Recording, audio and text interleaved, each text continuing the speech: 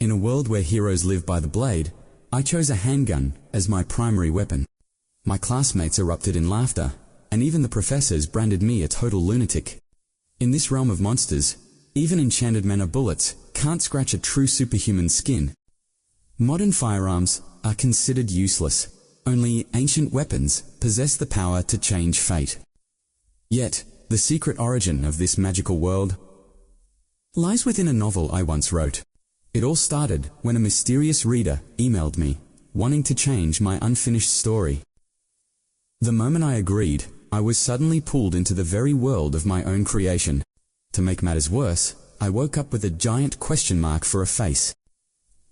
2 weeks have passed, and I've finally started to adjust to this bizarre new reality. This isn't a dream. I've been reincarnated as an extra mere background character in my own book. After much deliberation, I've realized my only way home is to survive until the story's main plot concludes. If I reach the point where I stopped writing, I might finally have a chance to return. But that means surviving 10 years in a world crawling with lethal, unpredictable dangers. I've enrolled in Cube Academy, the elite training ground where future heroes are forged. This academy is the main stage of my novel, where only the gifted elite can survive. Since the original owner of this body was admitted, he must possess some hidden potential. I know nothing about this extra's abilities, but I hope they're enough to keep me alive. Now that I'm here, I must remain vigilant every single second of the day. Every moment is unpredictable, and every plot point is a matter of life or death. To see my world again, I must fight to survive until the very last chapter. My current situation is critical, as my class is the focal point of the entire story. The legendary protagonists, the villains, and the main hero are all gathered in Class Veritas. From this point on, this classroom will become a battlefield of destiny and chaos. Facing a decade alongside these overwhelming geniuses makes my future feel incredibly bleak. As the sun set and classes ended, I retreated to the safety of my dorm. But waiting right outside my door was a mysterious, unexpected package. I expected the owner's belongings, but inside sat my very own laptop from the real world. Seeing it here left me completely speechless and chilled to the bone. Suddenly, the screen flickered to life, displaying a single command. A blinding, ethereal light instantly engulfed the entire room. The existence of the character Kim Chun-dong began merging with my true identity. My stats, my history, and my very soul were being overwritten. These were the exact detailed settings I had meticulously designed for my novel. Who could have sent this? Once the sync finished, the screen faded into pitch black. In that instant, I awakened my exclusive skill, omni-setting interference. I was no longer a faceless extra. I had finally regained my original, true appearance. However, the synchronization process had completely reset all of my combat attributes. Staring into the dark reflection of the laptop, suddenly, numerous holographic windows began floating in the air all around me. This is the legendary phenomena I wrote into my own setting. It is a rare moment that occurs only when a person shatters their physical limits. In this world, the people reverently call this moment opening the eye. Once awakened, a person can perceive the world through raw data and hidden talents. In short, I now have full access to my very own status window. I only have 2 talents: observation and reading. After the reset, my stats are absolute garbage compared to Kim. My status window is a total mess, but one thing stands out. I don't remember this. I definitely never wrote an ability like this in my novel. Apparently, I can earn SP points just by increasing my presence within this world. 1000 SP for a single stat point. Talk about a steep price. Looking at this power, I wonder, is the world forcing me to become a main character? This bizarre ability and that mysterious laptop, it's all starting to connect. There's no doubt about it. I'm being forced to hijack the main plot. Just as I was processing this absurdity, a new status window flickered to life. But it's full of question marks. I have to finish the main scenario, just to unlock it. Luckily, I was already planning to dive headfirst into this world. If I can stick close to the protagonists, I might finally find a way back home. But first, I need power. I won't survive the coming chaos without it. I immediately used my points to boost my stats. In my novel, there's no such thing as leveling. For the heroes of this world, stat points are the only path to true power. As for my points, I poured every single one of them into luck. In the world I created, luck is the ultimate cheat code stat. It was designed as a fixed value, something that should be impossible to increase with points. But by converting my points into SP, I've found a loophole to break the rules. I didn't hesitate.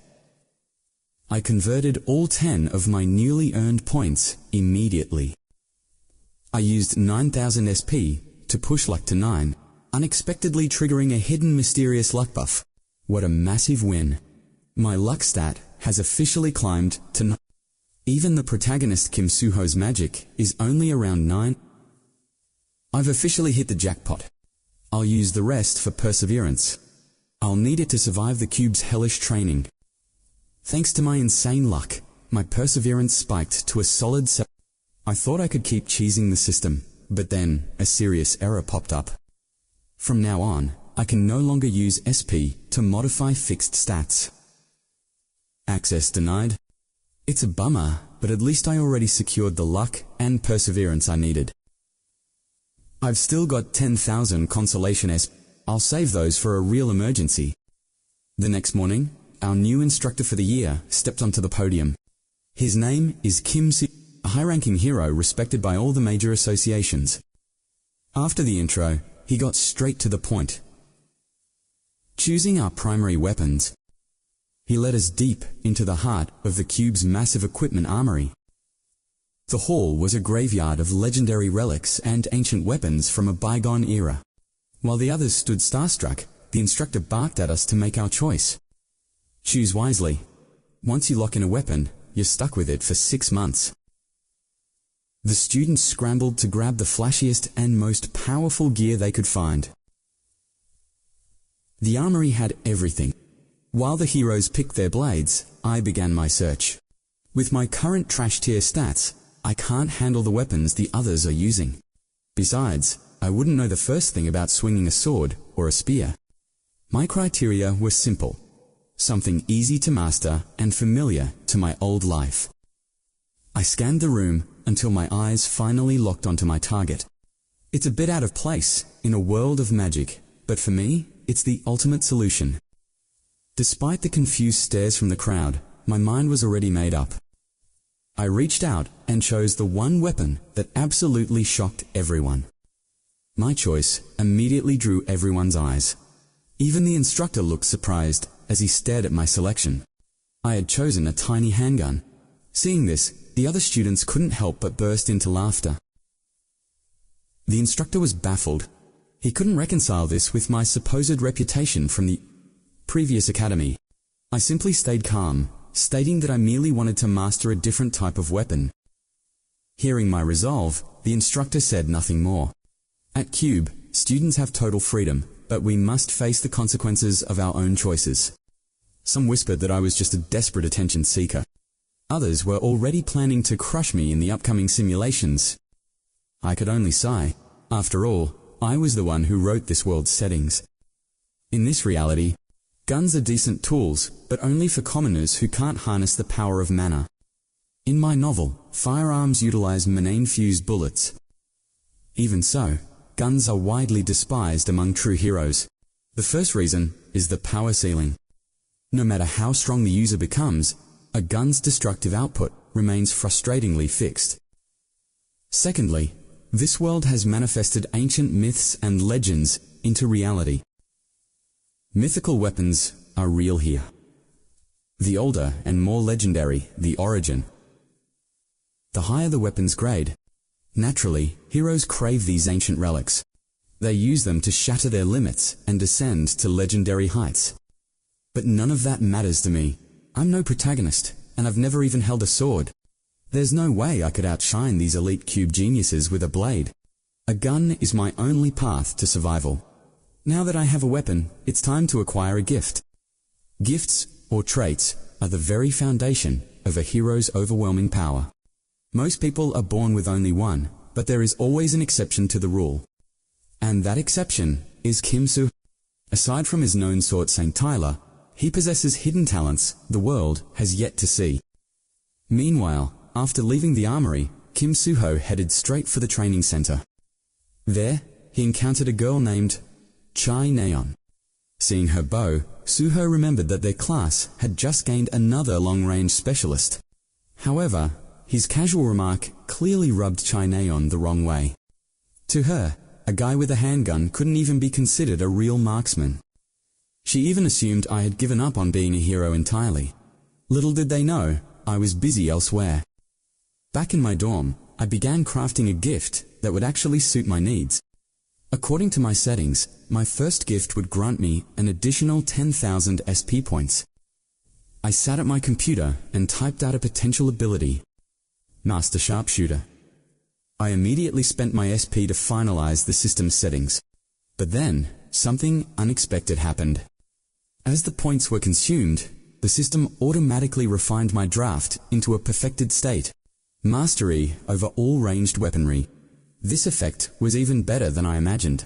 I wasn't limited to guns. I could even use Plus, this was a growth-type gift. After a moment of thought, I locked in Master Sharpshooter as my primary talent. This ability would be my lifeline until the very end of this story. The next day arrived quickly. The professor began lecturing on the complexities of towers and dungeons, but with my observation and reading gift active, I didn't need to focus. The entire curriculum was being uploaded directly into my mind. True to their name, they grant me eyes that can scan anyone within my line of sight. Every detail becomes crystal clear, even the private data flickering on this. Without needing any physical connection, I can browse through computer files whenever I please. As the session wrapped up, the instructor reminded everyone to stay sharp and keep reviewing. With the written exam looming, Chai Neon finally let her frustration explode the moment the teacher left. Ugh, why do we have to waste time on all this boring theory? Shouldn't we be out there showing off our real skills? It seemed her wish was about to come true. Suddenly, the doors swung open like a decree from fate as the instructor ordered a full assembly in 20 minutes. Hearing the news, a wave of pure excitement washed over Chane. It was exactly the kind of action she had been itching for. The instructor was leading the entire class straight into the heat of real-time combat training. But for someone like me, this was definitely not what I would call good news. Once at the training grounds, the instructor wasted no time and began dividing us into squads.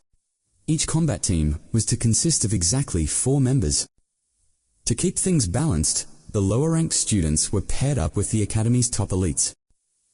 These teams were set until mid. With the rules explained, the instructor activated the team sorting machine. I wasn't even paying attention to which team the main hero ended up on. What truly shocked me was finding my own name listed right next to you. This was a massive deviation from the original novel plot I knew so well. In every classic story, the protagonist is surrounded by a core group that drives the plot forward through conflict. And, in my original settings, Yu Yonha was one of those pivotal main characters. She is the proud heiress to the nation's most powerful gilder essence of the Strait. Not to mention, she carries the prestigious bloodline of the legendary Yu family. In the early chapters, she was destined to be the primary rival to the protagonist, Kim's. Eventually, however, they were supposed to become unbreakable allies, fighting for the same cause. I have no idea why she was paired with me, but building a connection with her is vital. The more I influence the flow of the story, the more SP I can rake in. I steeled my resolve.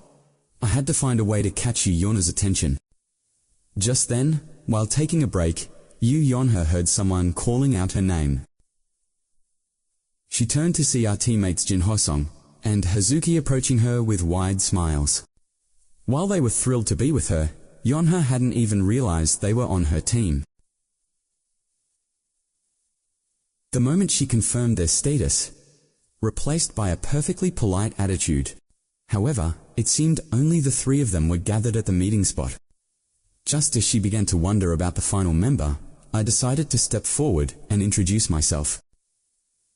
I was a complete nobody to her, but I couldn't afford to look weak or timid. I knew Yonha despised cowards above all else. But before I could speak, Jin Hosong recognized me instantly. I was the crazy guy who had actually chosen a handgun from the armory. Apparently, my unconventional choice of weaponry had already made me famous among the freshmen. Our conversation was cut short as the instructor stepped in to give the final orders. He beamed the coordinates of our monster targets directly to us. With that, the training officially began. Thanks to their elite training, Yona's group possessed monstrous physical stats. They took off like bullets, moving through the terrain with incredible speed and grace. But I was a different story. By the time we neared the objective, I felt like I was dying. Even though my stamina was technically higher than that of a normal human, compared to the monsters here at Cube Academy, I was nothing more than a struggling bottom-tier rookie. We finally arrived at the 8th coast, our designated training zone. Our target was the black tumor octopusa beast, known for its pure ferocity. Once I caught up, Yuyaxia immediately began organizing the battle plan. It is a lower mid-tier monster, and its direct attack power is quite weak. The real threat is the tumor on its head, which launches 10 blood-sucking parasites.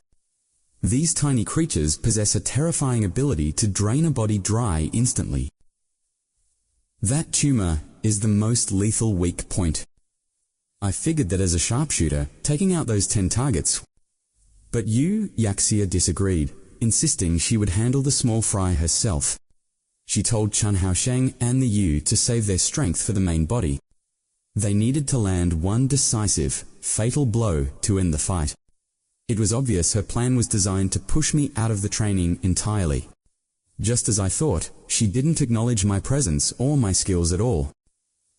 Telling me to stay back, she charged ahead. Following her lead, Chun Haosheng slammed a rock to lure the monster out. Their goal was to draw the beast to the shoreline, and it worked perfectly. Catching sight of the humans on the beach, the octopus surged forward. Yaxia was ready. The monster closed in, showing no signs of hesitation. It immediately released the blood-sucking parasites at lightning speed. The projectiles were so fast that Chun Haosheng couldn't even dream of dodging. Luckily, Yaxia intervened as planned, her whip dancing to strike every single one. She handled the threat with effortless grace, barely breaking a sweat. At that moment, Chun Haosheng finally understood the truth. He saw exactly why Yaxia was ranked 7th among all the Cube freshmen.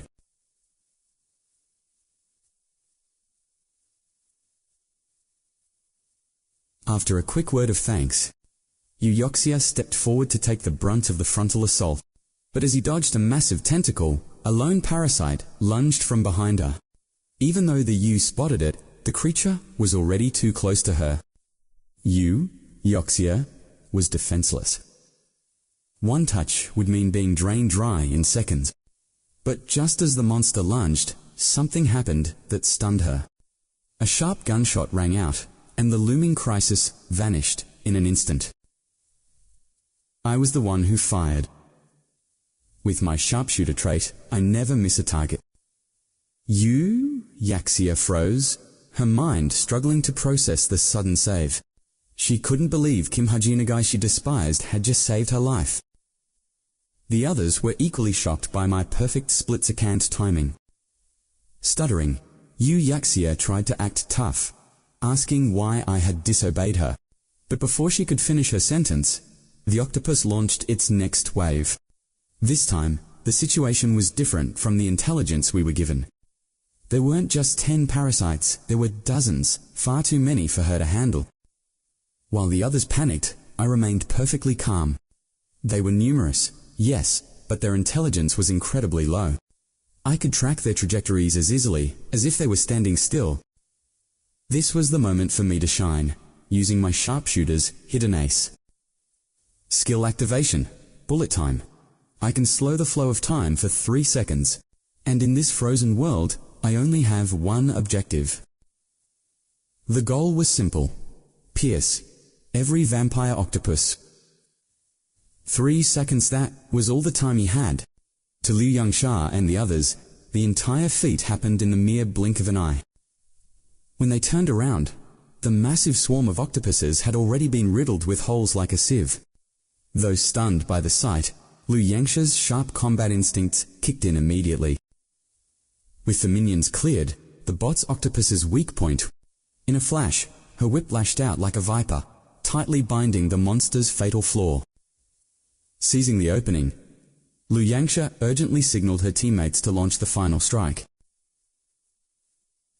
The Yuan Chunhai Yoshing didn't hesitate for a heartbeat.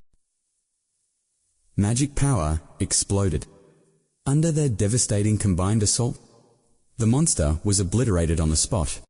And with that, the first practical mission for Team 5 was officially complete. Seeing the threat finally neutralized, I let out a breath and collapsed to the ground in exhaustion. Pushing my limits with bullet time for the first time had left my energy completely drained. Then, the mechanical voice announced the results. Team 5's total time was 58 minutes and 58 seconds. Liu Yangsha's face fell in disappointment. A score like that only placed them Back at the classroom, she stood frozen before the giant screen, obsessively verifying every team's time. It wasn't a mistake she had heard the announcement correctly. Even though drones recorded everything and the academy would calculate individual scores, she was still stunned. What truly fueled her frustration was the fact that she had lost to Chai Neon once again. Her rival's team had secured a staggering 4th place. She had entered Cube with a burning resolve to stay one step ahead of her from the very start. Yet, she failed the first hurdle.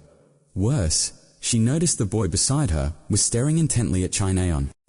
Fuming with silent rage, Liu Yangsha marched straight toward her rival. Just as Neon sensed a heavy, threatening presence behind her, greeting her with a sweet and gentle smile. When asked about the training, Chai Neon sighed, genuinely frustrated at only taking 4th place. Upon hearing that Yangsha's team took 16th, after all, carrying a deadweight sharpshooter and still achieving that rank was practically a miracle. But Liu Yangsha remained internally conflicted. It was true that at the start of the mission, they could have arrived in 10 minutes, but because of me, they wasted 50. Yet, during the heat of the actual battle, I was the one who turned the tide. This jarring contrast in my performance left her questioning whether I was truly a burden or a hidden ace. After seeing me gun down dozens of octopuses with magic bullets, she was dying to know my true identity. In the days following the drill, I focused entirely on pushing my physical limits through training. It was only now that I finally had a moment to review the rewards from that intense battle. My talent mastery had increased by 20%, and my core attributes gained 0.03 points. A lucky trigger had also permanently enhanced my sensory perception for the future. Most importantly, I had earned several hundred story points. All those grueling hours in the gym were paying off, raising my power levels across the board. Satisfied with the growth, I finally decided to wrap up today's training session.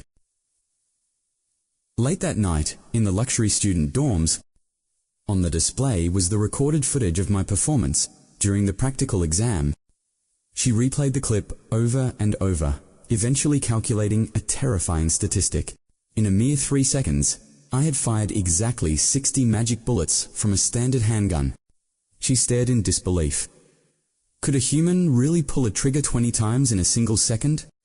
Or was my weapon equipped with a hidden rapid-fire function? She spent the entire night digging for the truth. I realized then that I had left far too many suspicious traces behind. My performance in battle was simply too brilliant. Despite his vast knowledge of every rising talent, right then, a message arrived from Shinjong, the same boy who had been staring intensely at Chai Neon earlier that day. Seeing Shin Jong-hak asking what she was doing, Yu Yonha smiled and replied that she was busy reviewing their combat footage. But to Yu Yonha's surprise, even he was showing a sudden spark of curiosity. Gunner on her team. You see, every single training session at Cube is recorded from start to finish. These recordings are made public, allowing every major guild and organization in the world to scout for new talent. Thanks to being on Yuyona's team, quite a few people ended up watching our squad's replay. However, most eyes were fixed on the protagonist, Kim Soo. Among those watching was Yoon Soo, the vice leader of the prestigious Creator Sacred Grace Guild. She was absolutely captivated by Kim Soo-ho's divine sword techniques and his extraordinary cutting power. Yoon Soo-nga knew exactly what was coming next. Every top-tier guild in the country would soon be fighting tooth and nail to recruit Kim Soo-ho. Their ranks. She was no exception. Faced with such a clean, talented, and handsome prospect, she was willing to use any means necessary to claim him. But as she continued watching the footage, her gaze shifted toward a student wielding a firearm. Her assistant leaned in to explain the situation. Because of Yuyona's presence, the video had already gone viral among the scouting circles, and my performance as a gunner was already sparking intense debates across the forums. I had achieved such impossible logic-defying results. The assistant further informed her that upon entering Q, I had suddenly abandoned the way of the sword to specialize in pistols. Hearing this, she immediately understood the truth. I had successfully awakened a unique gift. It wasn't unheard of for warriors to switch their primary weapons immediately after a sudden awakening. To awaken such a power at only 17 years old was a feat that truly earned her undivided attention. My sheer speed had taken Yoon-sunga completely by surprise. Yet, she still felt that a gun, as a primary weapon, lacked a certain long-term appeal. After all, as one faces stronger foes, the inherent limitations of modern firearms eventually begin to show. 3 days flashed by in an instant. Today, the Academy introduced a new training module. These battles are typically conducted in pairs between students. They use specialized training equipment designed to prevent any serious or lasting injuries. However, among all the first-year students at Cube, there was one glaring exception. The instructor barked for me to get up, but by this point, I had already been beaten into the dirt 18 times. Unlike the others, my opponent wasn't another student, but the academy instructor himself. The training firearms were still being cut, and using real guns would be far too dangerous for the other first years to handle. And so, my mock duel became a desperate struggle against a professional combatant. Even though my 1,000-mile eyes allowed me to clearly read the instructor's every move, in reality, my physical speed still struggled to keep pace with the patterns I was seeing. By the time the session ended, I was completely drained. Just as I was about to grab a cold soda to recover, I spotted Yu Yonha walking away in the distance. Given our past encounters, the first impression we had of each other was anything but friendly. Even though I was the one who wrote her character, I had to admit, her personality was incredibly toxic. But then, a thought occurred to me. I suddenly remembered the specific hidden settings I had written for her. I called out to stop her and tossed a can of cola through the air. Caught off guard, she didn't understand my intention, but her instincts took over and she caught the can perfectly. Snapping back to her senses, Yu Yonha glared at me.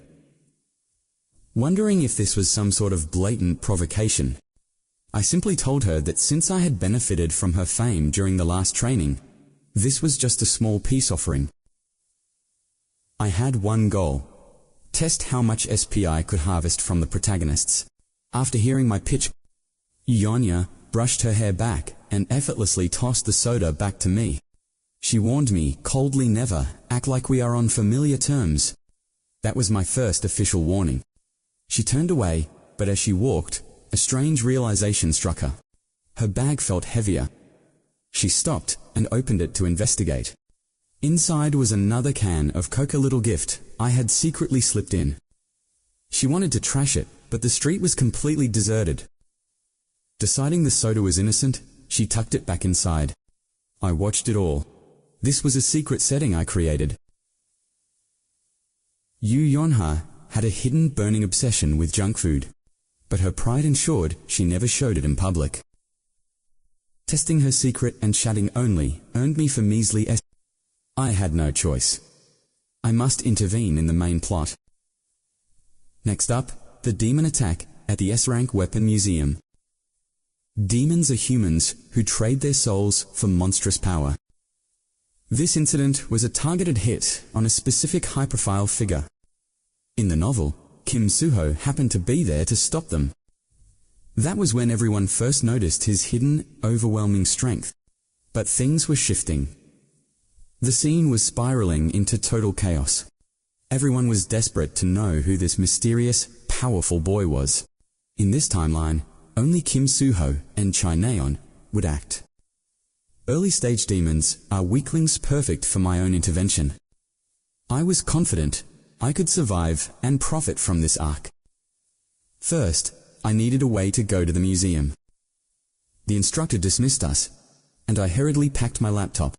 I completely missed the critical email arriving in my inbox. My chance arrived. The start of CUBE's official club activities. These were student-led organizations based on shared interests. They covered everything from high-level academics to elite combat. My records showed CUBE hosted over 100 unique clubs. Clubs weren't just for training and personal development. They were the ultimate platforms for students to network. I decided to infiltrate a group called the Travel Club. My reason was simple. The main characters had already joined. Seeing the top-tier freshmen gathered together was a massive shock. Even the senior president was trembling before their raw talent. Regaining his composure, he began introducing the club to them. Their goal was relaxation, using portals for monthly vacations. They would leave the island twice a month for trips. Their first destination was the nearby bustling city. Everything matched the original manuscript I had written perfectly. Once the incident finally begins, I will jump in and secure a mountain of S. The manager announced a random team lottery, catching me completely off guard. Is the plot changing? To my shock, I'm paired with Yu Yonha once again. Without a moment's hesitation, she declared we would be operating as a duo. I readily agreed. Solo action was my original plan from the start.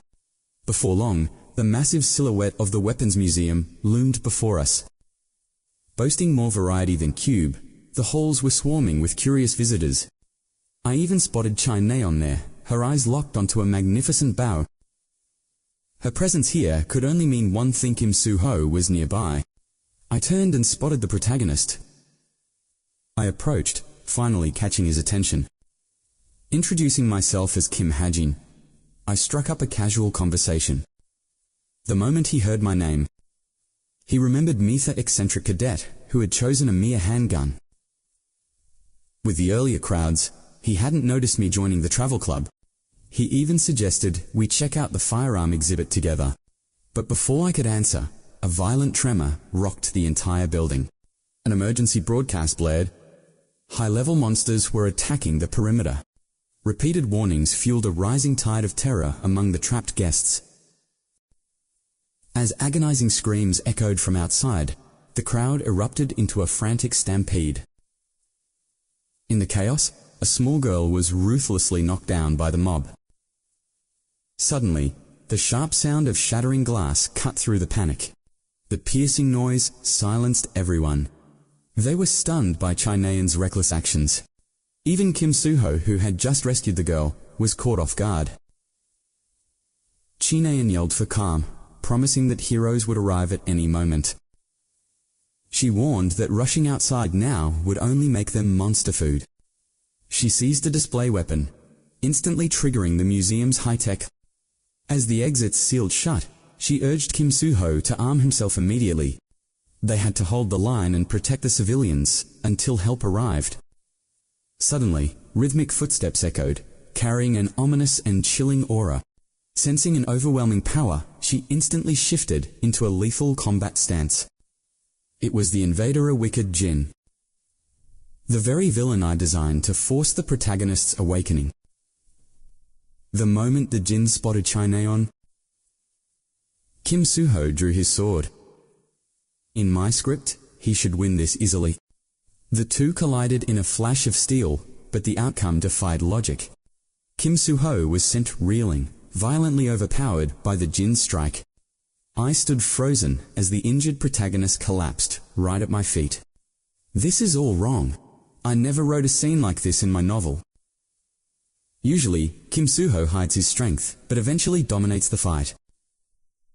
Once his restraints are released, he should easily crush any ordinary Jin.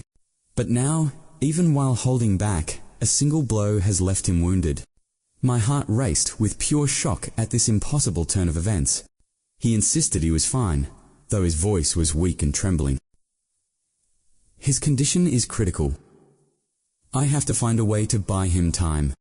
Chinaean didn't hesitate, charging back into the fray with a roar. She stood as a defiant shield, protecting the fallen Kim Suho from death. The demon didn't even bother to dodge her incoming arrows. After she unleashed a continuous barrage of over 10 shots, Nayan realized that despite the hits, the beast felt no pain. This wasn't a special ability or some high-speed regeneration. She simply couldn't understand why her attacks were so useless. Seeing the impending danger, I yelled for her to move immediately. But those claws were inches away when Suho blocked them. However, the desperate situation was far from over.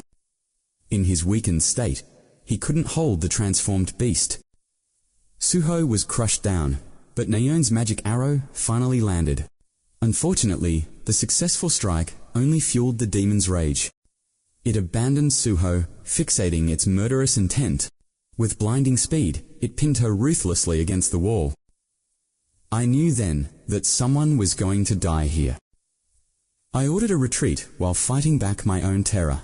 I had to intervene to give the heroes a chance. Standard magic bullets were useless against a monster like this. But since this was my world, the core laws applied. This creature was undeniably bound to the dark attribute. I activated Omnipotence Intervention to rewrite my bullet's properties. The cost was heavy over 1,000 points of F. Once the setting was saved, my magic bullets transformed. I had designed attribute counters for one specific reason: to grant the heroes the power to overcome any obstacle. I slammed the magazine home and aimed at the target. I warned Suho to dodge. My light-imbued bullet was ready. The moment he moved, I pulled the trigger without hesitation. The shot struck the demon's arm at point-blank range. Blinding white light erupted, purifying its limb into ash. The beast's agonized shriek echoed as Neon was finally freed. I'd bought Suho time, and a wounded beast stood no chance. In his sword saint state, Suho's presence was entirely different. His mana blazed like a roaring inferno upon his blade. Even the demon sensed the cold touch of its impending death. The sword saint's strike can sever the very world itself. With one final blow, he cleaved the monster in half. As the creature dissolved, a major plot point was cleared. Suho stood shakily. That legendary strike was his daily limit. Nearby, a pale Chai Neon was helplessly dry heaving. Despite her tough exterior and the way she acts, deep down, she was still a fragile, sheltered girl. Traumatized by death, she pushed the worried Suho away.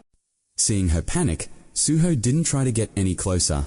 He knew she needed time, but I knew the truth. Her brother would come to comfort her, just as written. As my voice trailed off, the air suddenly turned to ice. Chai Naeon and Kim Suho stared with chilling. Naeon began to tremble before collapsing, retching in sheer agony. Outside, the battle finally ended as the monsters were purged. Our city heroes arrived in force, led by the legendary Yoon Sung. She heard reports that Cube students had neutralized a powerful Jin.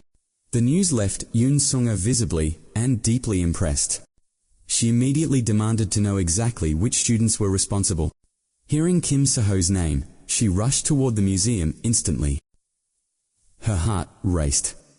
She never expected to find him here. She couldn't miss this golden opportunity. Then, I stepped outside. Noticing my cube uniform, she approached me to introduce herself. Before she could ask for Suho, I pointed her inside, but after entering, a sudden realization stopped her cold. How did I know her intention before she even spoke? By the time she turned back, I had already vanished. Her approach startled me. Is the story's plot shifting again? I paused to analyze why the novel was changing. Even though Kim Ha-jin is here, my role was meant to be minor.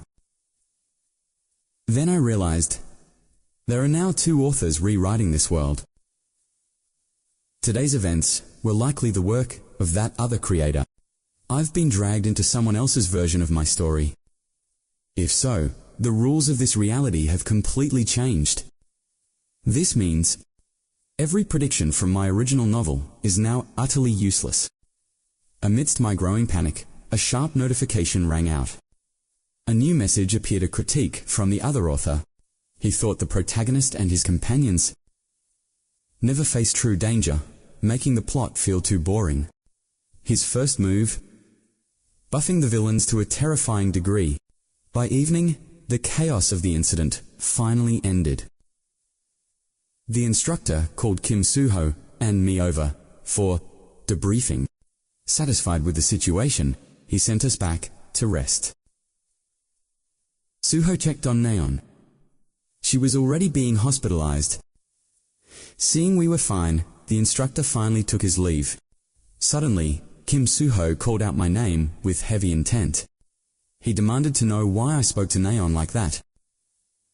He asked why I had even brought up her brother. Finally, I understood why they looked at me with horror. Is something wrong with her brother? Soo-ho suspected I was lying. Exhausted and in pain, he decided to drop the matter. But I couldn't let it go. I had to know. Back at the dorm, I researched the Chai family history. Everything matched my original setting.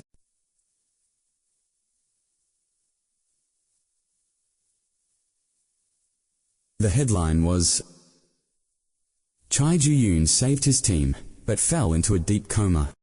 This wasn't the story I wrote, not even close. In the original Mars project, the mission was a simple demon suppression. That battle was supposed to crown Chai Ju-yoon as a legendary hero. 13-year-old Chai Naeon worshipped him. To her, he was an invincible idol. That was the setting I created with my own hands. Then, a chilling system alert flickered into view. Warning: modified settings only reveal themselves once I personally notice the shift. Chai Ju-yoon, the man meant to be Kim Soo-ho's ultimate late-game ally, is gone. The system decided the protagonist was too overpowered. The new reality is terrifying. 4 years ago, after his heroic moment, Ju-yoon was infected by a lethal demonic curse. He is now a devil's seed. No one suspects the darkness growing inside him. Across the city, her heart is heavy, drowned in a sea of melancholy. Suddenly, her hospital room door swings open. It's her father, Chai. He rushed here, consumed by worry for his daughter. After assuring him she's okay, Naeon makes one request. She wants to see her brother before she leaves. Shin-hyuk hesitates, surprised, but ultimately agrees to take her. Meanwhile, back in my dorm, my head is absolutely pounding. Devils are leagues above demons, and a seed is the ultimate disaster waiting to happen. This plot hole is catastrophic. When that seed sprouts, a high-ranking devil is born.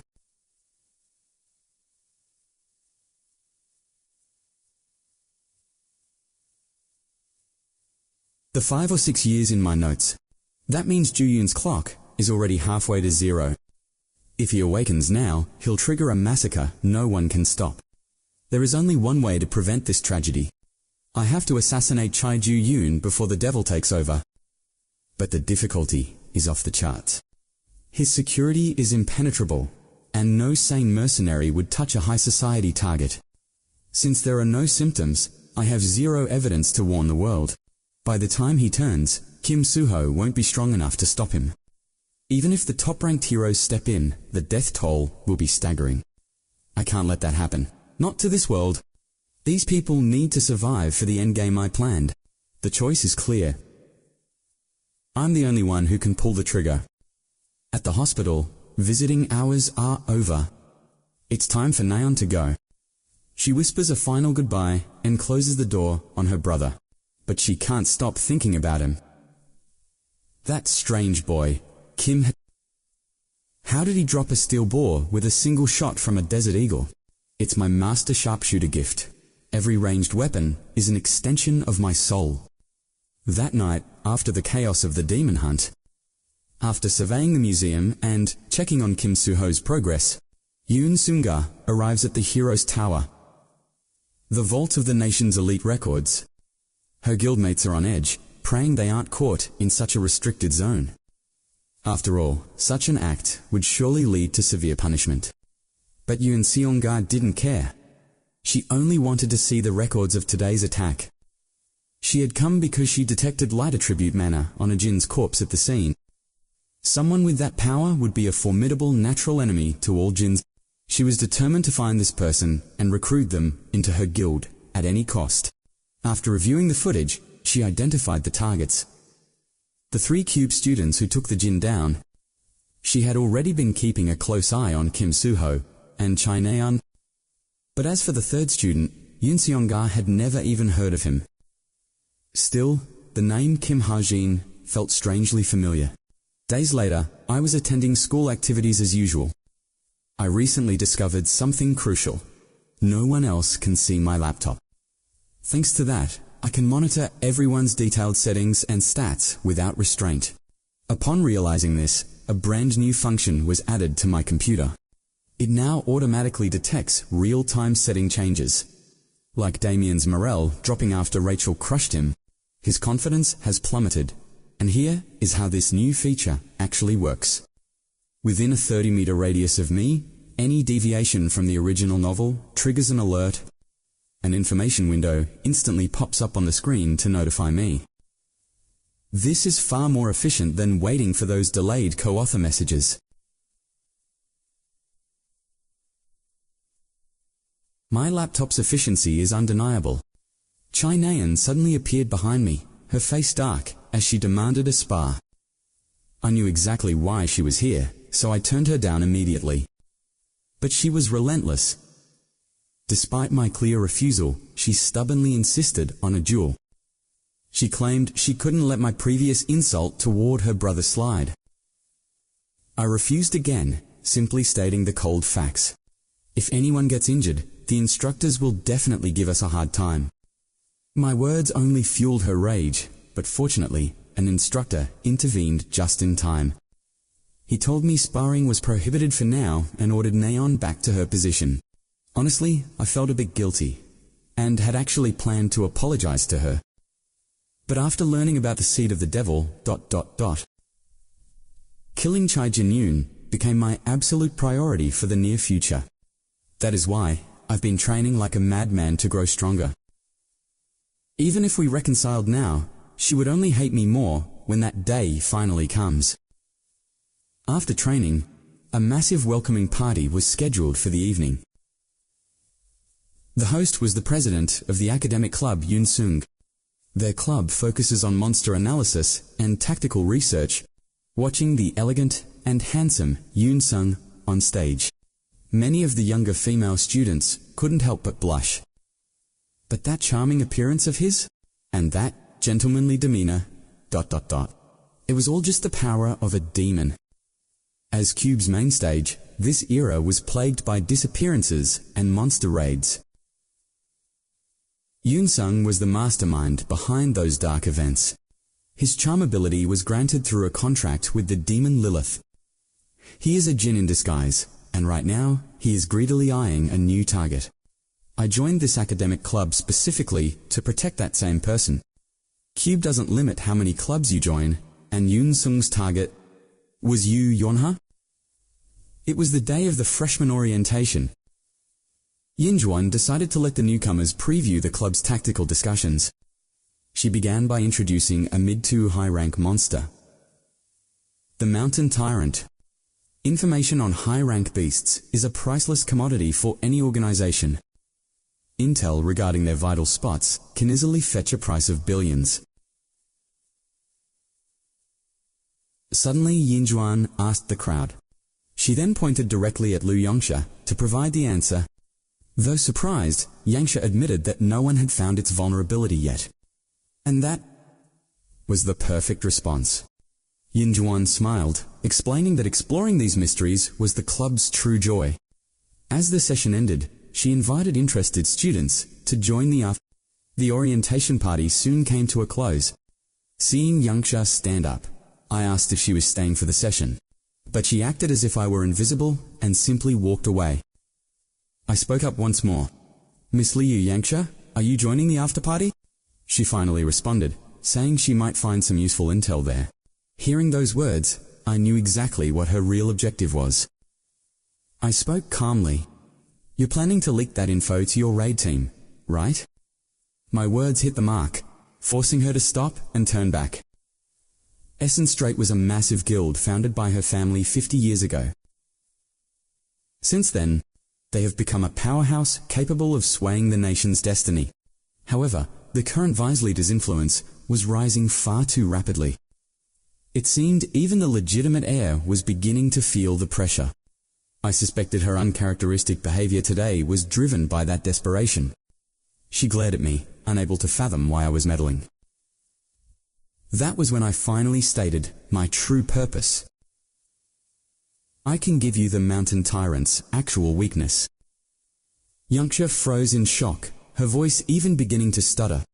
Without a moment of hesitation, I gave her the secret. Look for a tiny blue pattern on the beast's heel.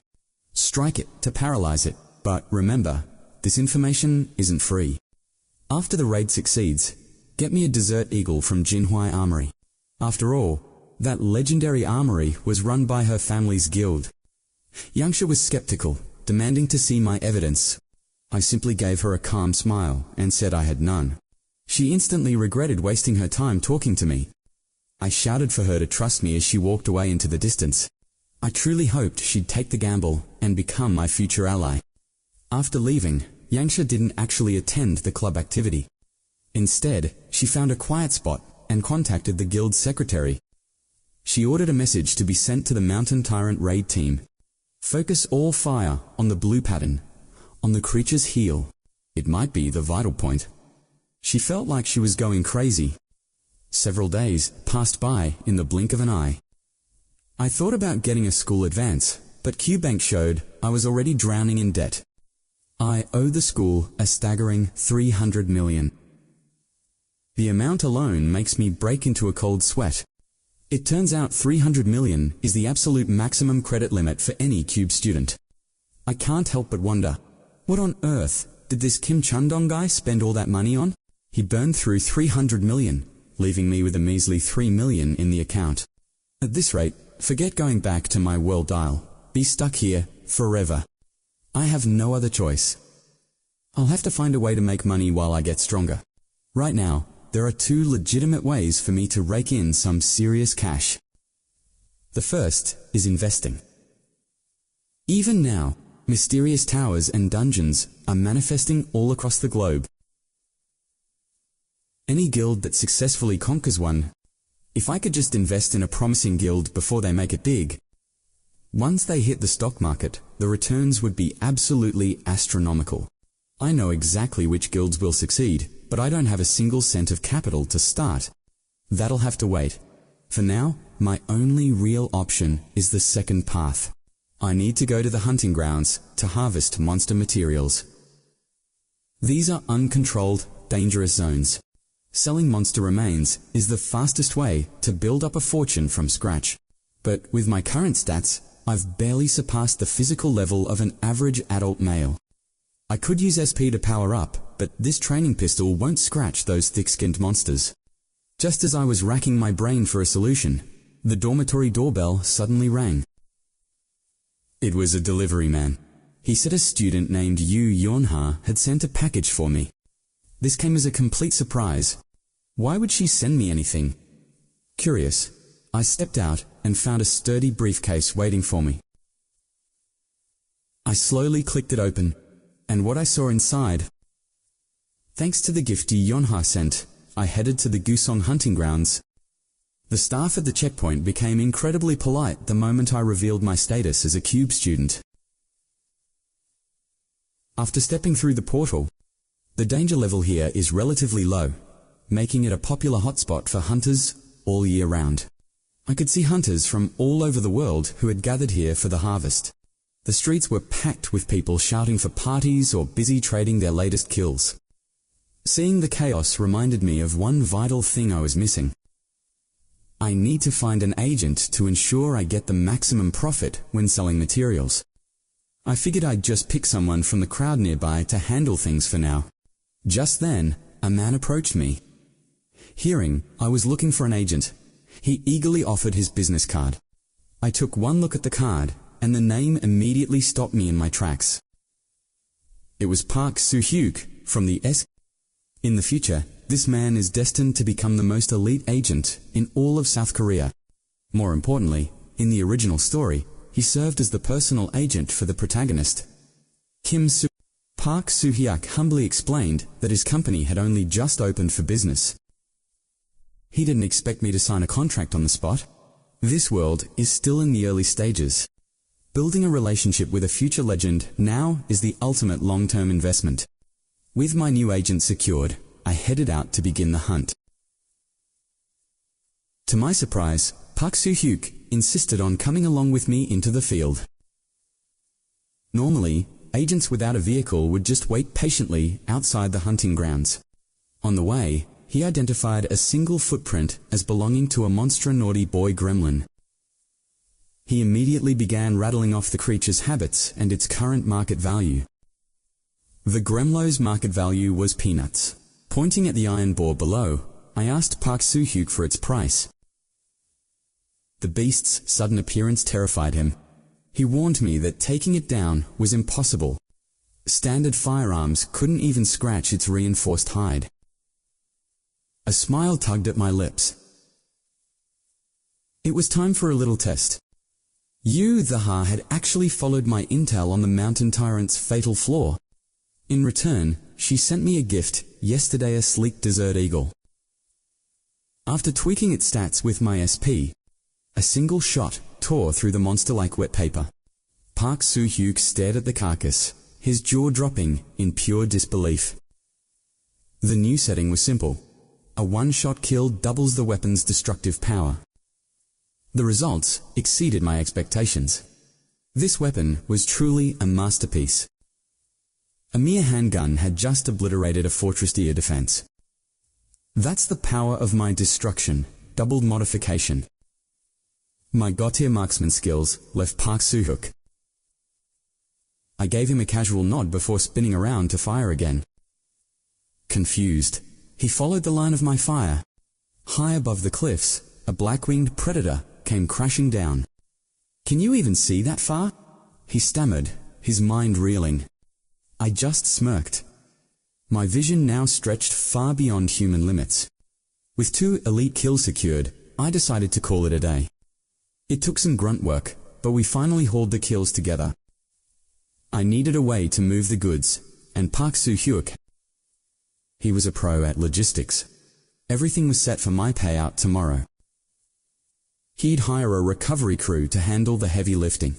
He was reliable. I decided he'd be my exclusive partner from now on. Earlier today, I told him it was my first hunt. He wondered how I'd spend the cash. When I mentioned investing, the man looked at me like I was insane. He realized then that I was no ordinary teenager.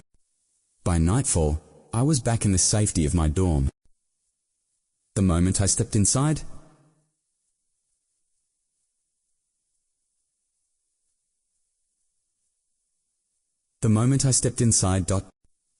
I dumped every last cent into stocks for the vassal of Spirit's Guild.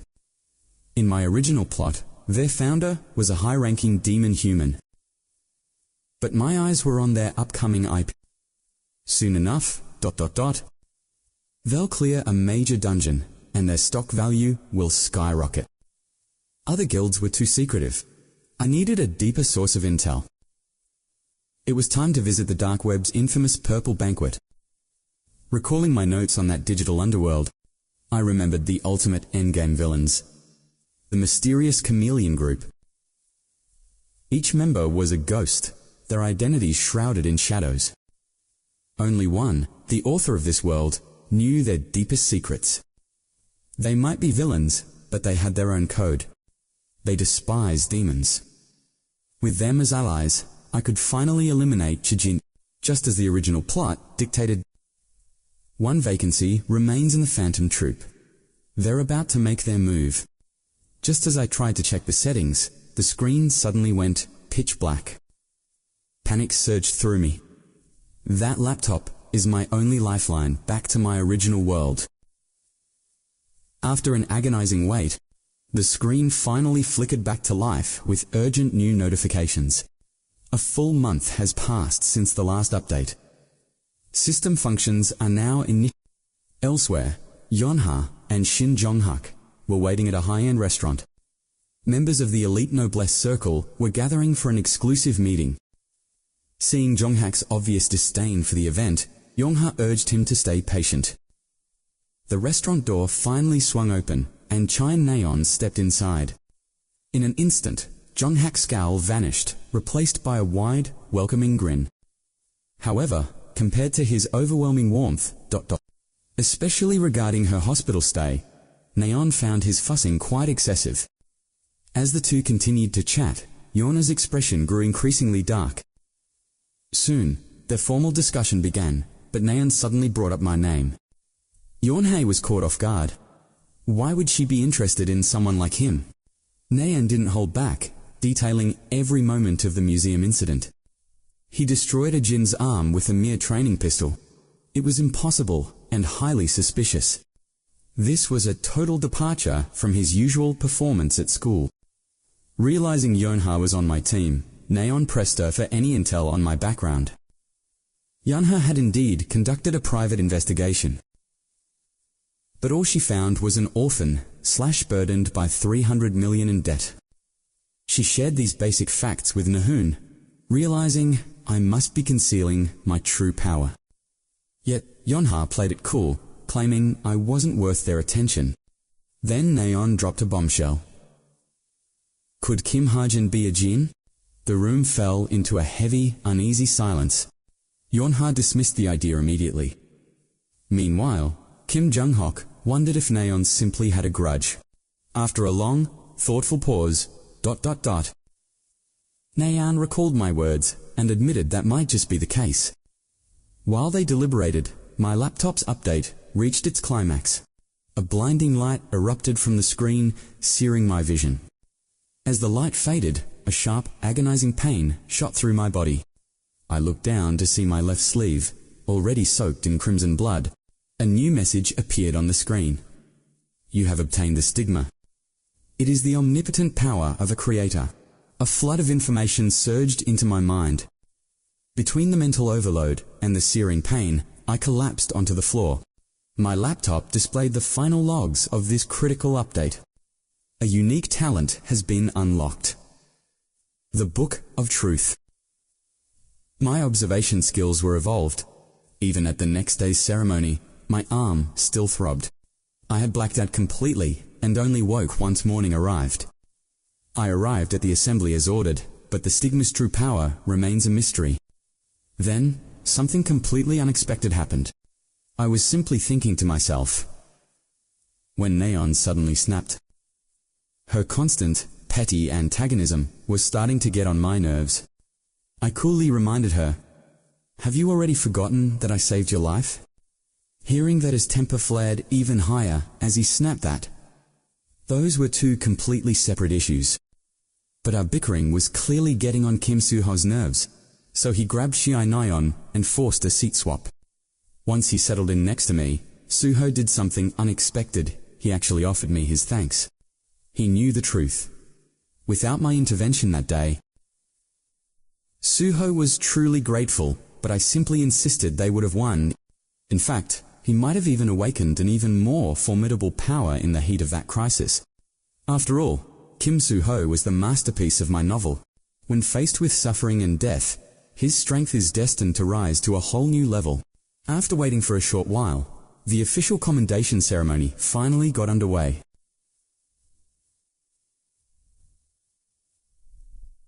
the one presiding over the awards. A high-ranking powerhouse in the association, he was known to the world as the Wolf of Valhalla. As the announcer called the winners to the stage, the three of us stepped up together. Yuseok began the proceedings by presenting the first award to Kim Soo.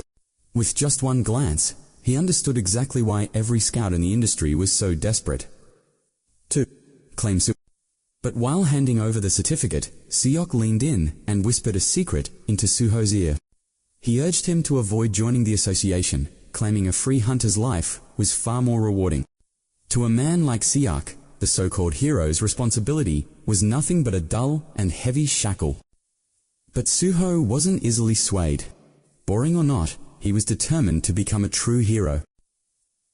Sejak let out a helpless sigh at the boy's resolve, and didn't push the matter any further. Then, it was finally Chaenaeon's turn to step forward. He finally acknowledged her presence as she awkwardly muttered the word. Seok scoffed, stating an archer could never be his disciple, despite her father's personal request to watch over her. It was clear the Wolf of Valhalla held zero interest in Chaenaeon. By the time I made my appearance, Seok looked at me with a sense of utter bewilderment. He hadn't even heard my name before. Being treated like a total ghost definitely stung my pride. But the pain vanished when I saw the reward over 10 million won for the Jin subjugation mission. With my pockets suddenly full, I headed off to enjoy a celebratory feast. This windfall was also perfect for reinvesting in more shares of Demon Slayer Lord. However, the most urgent task now was to inspect the latest updates on my mysterious laptop. First up was the stigma that mark on my wrist from yesterday. Yet the laptop's explanation for this new stigma remained frustratingly vague and cryptic. Mana now obeyed my very will. As I focused my mind, the stigma on my wrist began to glow, but the accompanying surge of pain made it impossible to test my limits in a crowded restaurant. I decided it would be much safer to investigate this power once I returned to my room. The next major update was a game changer. The laptop's network connection had finally been activated. I clicked through to find that several restricted and exclusive websites were now accessible to me. This was the true highlight. Violet Ashes, the underworld's most prestigious and secretive private network. It was a legendary platform that provided the world's most classified intelligence, high-end weapon bounties, and various illicit mercenary commission trades.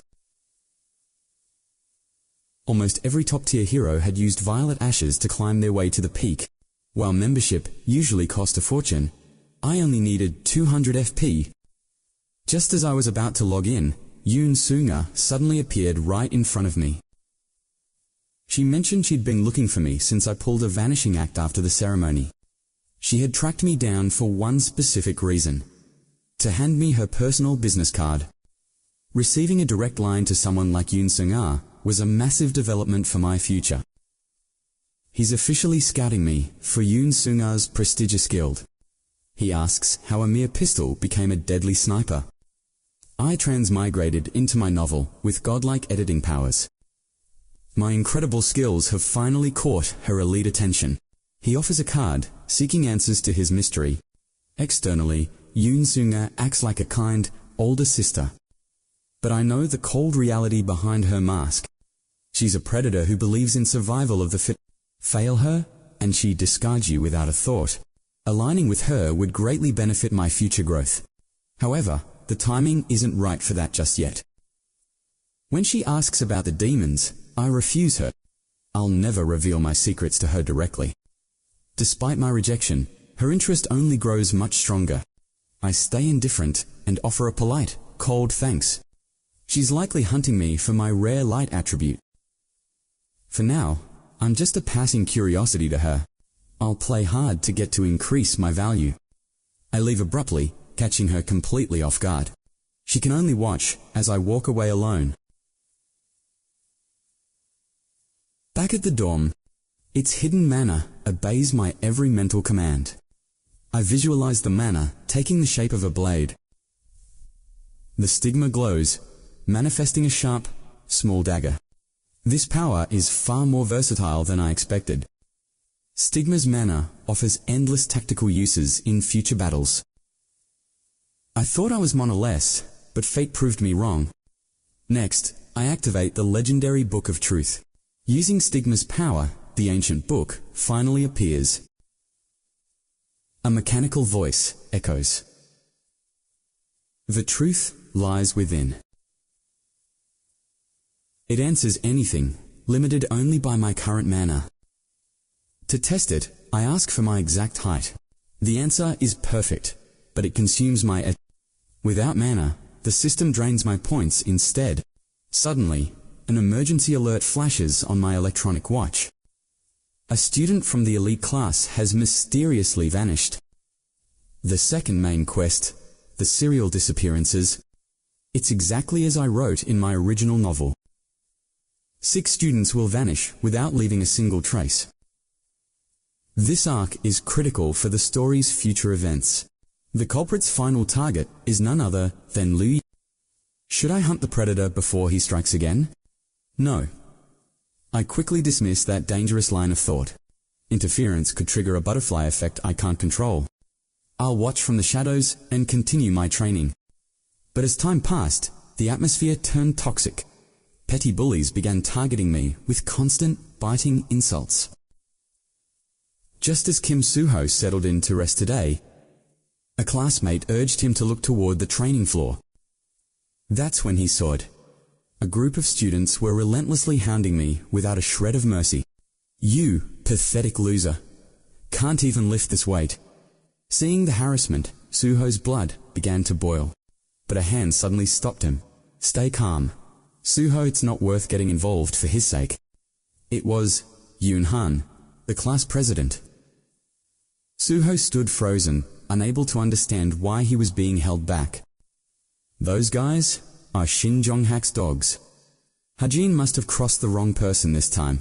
Yoon Han suspected I was merely putting on an act. After all, Suho had claimed I once crippled a Jin's arm. With such a legendary feat under my belt, there was no way these low-level thugs could actually bully me. Yet, under the watchful eyes of the entire class, I genuinely lacked the strength to even budge the barbell. Seeing me collapse under the weight, Suho, a heated confrontation immediately erupted. As Suho stood his ground against the mocking crowd, the chaos finally drew the instructor's attention. He silenced the crowd and called for an immediate assembly. We had recently taken a grueling written exam, focused on the complex study of phenomena realm analysis. And now, the moment of truth had arrived. The final scores were finally being revealed. The rankings were posted on the wall. Students crowded the board, desperate to see if they had survived. I scanned the list and found my name. Just as expected, I was sitting comfortably at rank 1. As the creator of this world with specialized skills, this perfect score was nothing less than inevitable. Suddenly, a sharp metallic clang echoed through the hall. A longsword had slipped from someone's trembling hand. Princess Rachel stood frozen in front of the board, her eyes wide with absolute, staggering disbelief. I recalled the settings I had written for her. Rachel, Elizabeth, Louisa, prestigious princess of the empire. She had entered the prestigious Cube Academy, ranked 3rd in overall strength among all new students. She stared at me with pure shock. Behind only Suho and Jong-hak, she was an undisputed genius. Ever since her enrollment at Cube, she had never once lost her throne as the #1 student. But in that moment, the reality became clear. My existence as a hidden variable had completely shattered the world's original script.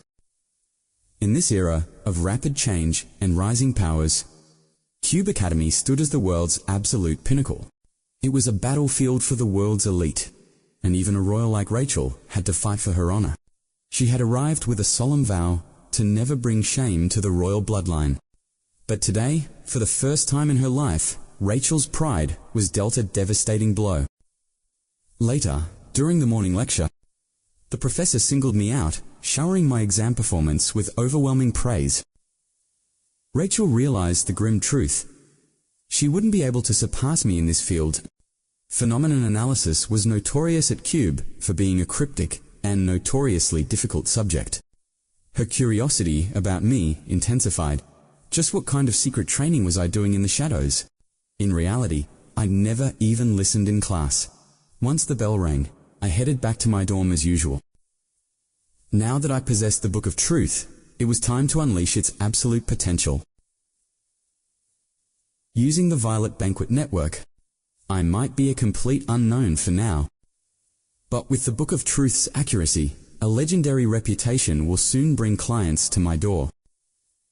With the agency's registration finally complete, it was time to invest the SP point / that I had been painstakingly hoarding for this moment. The second main quest was looming, and Cube would soon stop being a safe haven for anyone. My current power level is still far too low to survive a life or death duel against a real djinn. I actually owe a debt to Jonghak's crew. Their constant harassment was the perfect cover for my growth. Now that the spotlight is on me, my SP points have finally hit the ceiling. I've been hoarding these for a long time. It is finally time to pour them into my gear. First on the list for a major upgrade is my signature weapon. Using my omnipotent skill, I will rewrite the settings to give my Desert Eagle a transformation feature, allowing it to shift into a sniper rifle. It sounds completely absurd, I know, but gaining more power demands extreme measures. This modification was incredibly expensive, draining a staggering 2,505 SP points. As soon as I saved the new settings, I can only imagine the look on everyone's faces if they saw this in action. For now, I will have it revert to its standard handgun form. Next, I need to fine-tune my memories. If talent is a supernatural phenomenon born from mana, then memory is something forged through relentless practice and refinement. As a sharpshooter, my life depends entirely on survival and the art of the silent kill. An ideal memory came to mind. I drafted a quick script and spent the points to manifest it. Moments later, the system generated a new set of memories titled, "This little mental upgrade cost me over 3,000 SP points." Thankfully, the results are exactly what I need, boosting my agility and flexibility to a whole new level. But before I could even test my new moves, my watch began to chime. Shengyan from the Kenjun class has vanished. He has become the second victim. In the original novel, every student who disappears before Liu Yanxi's kidnapping meets a gruesome end. The heavy truth is that I know exactly who the killer is. Just standing by as a spectator, one by one, the students continue to go missing. Even in this fictional world, I am paralyzed by doubt. When the next morning arrived, a massive crowd of students gathered at the Cube's outdoor training grounds. The instructor announced that today's combat training would be unlike anything we have done before. Hidden within a deep cavern lay an artificial dungeon constructed by the Cube. Lurking inside were what the Cube called monster dolls. Today's mission is a simulated dungeon raid, and the instructor warned us not to let our guards down. Even if they are just dolls, they possess more than enough power to be lethal. Due to the sheer size of the dungeon, the Truth and Tao, the classes would be conducting a joint operation. Every squad would be paired up with a team from the neighboring class. This was the perfect chance to test last night's upgrades. Some of them were even planted by hidden djinns, so I prepared a few elemental bullets just to be safe. Suddenly, a notification window flashed onto my screen.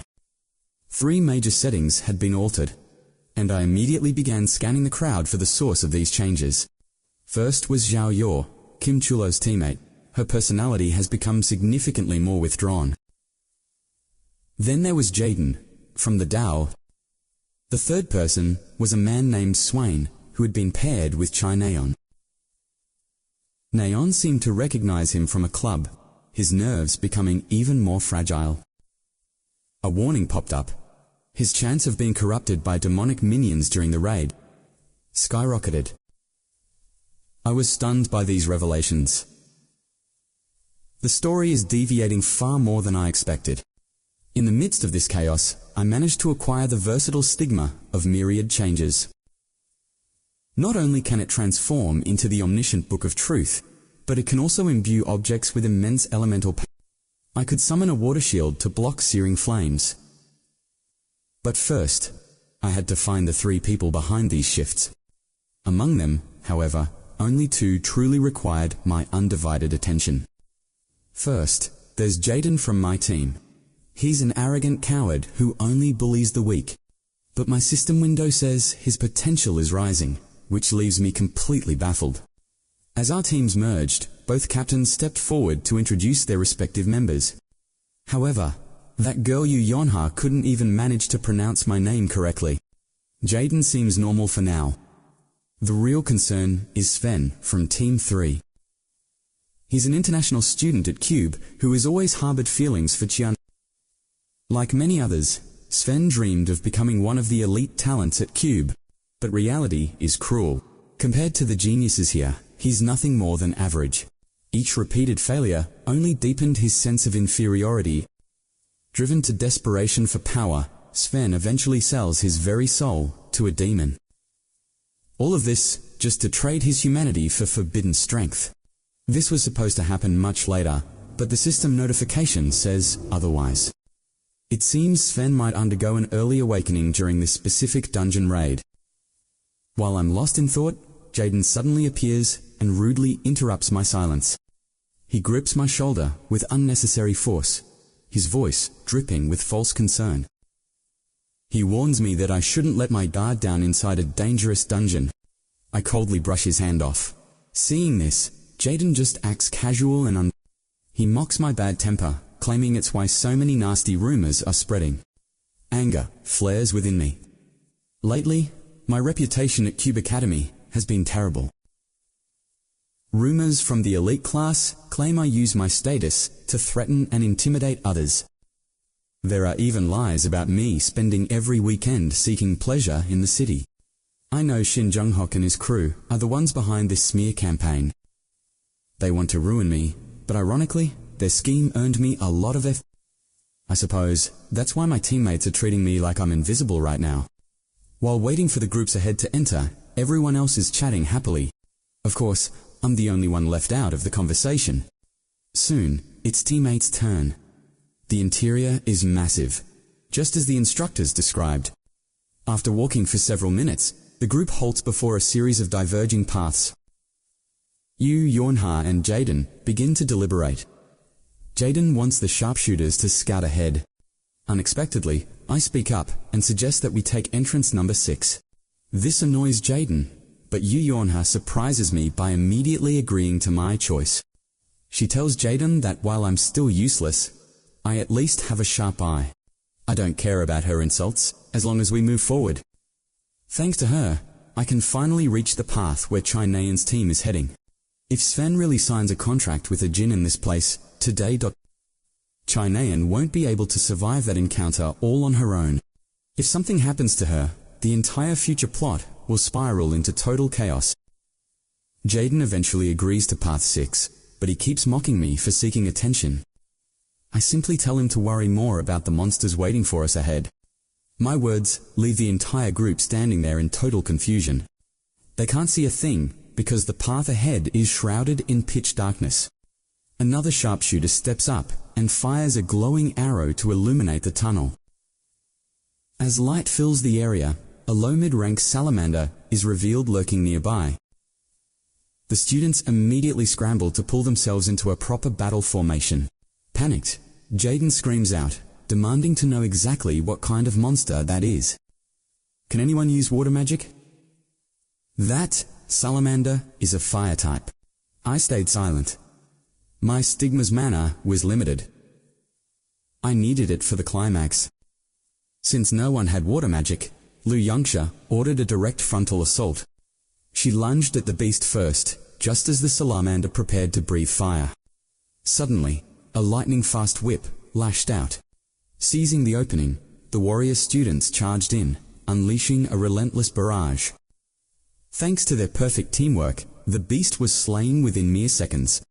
Liu Yangxia's growth was staggering. The crackling lightning on her whip signaled a breakthrough. She was already showing the signs of awakening her third eye. While everyone stood in awe, Yangsha commanded the team to keep moving forward. Suddenly, she triggered a hidden trap. I reacted instantly, shoving her out of the way. My split-second intervention was the only thing that saved her from serious injury.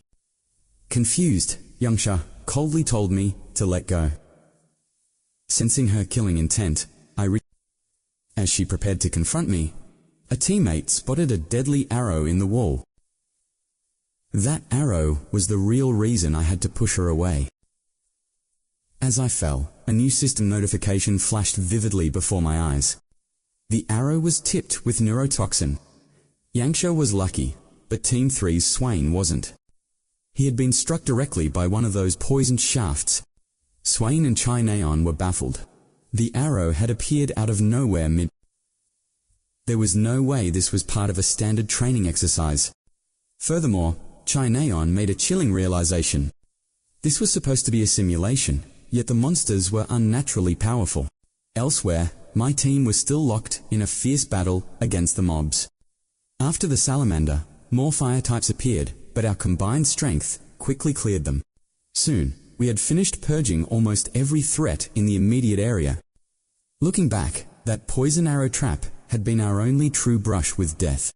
But as we prepared to move on, a wave of scorching heat erupted behind us. Dread washed over me. I turned to see the salamander miraculously resurrected and furious. Its mouth was overflowing with flames, ready to incinerate everything in sight. Before the others could even blink, the beast unleashed its devastating fire breath.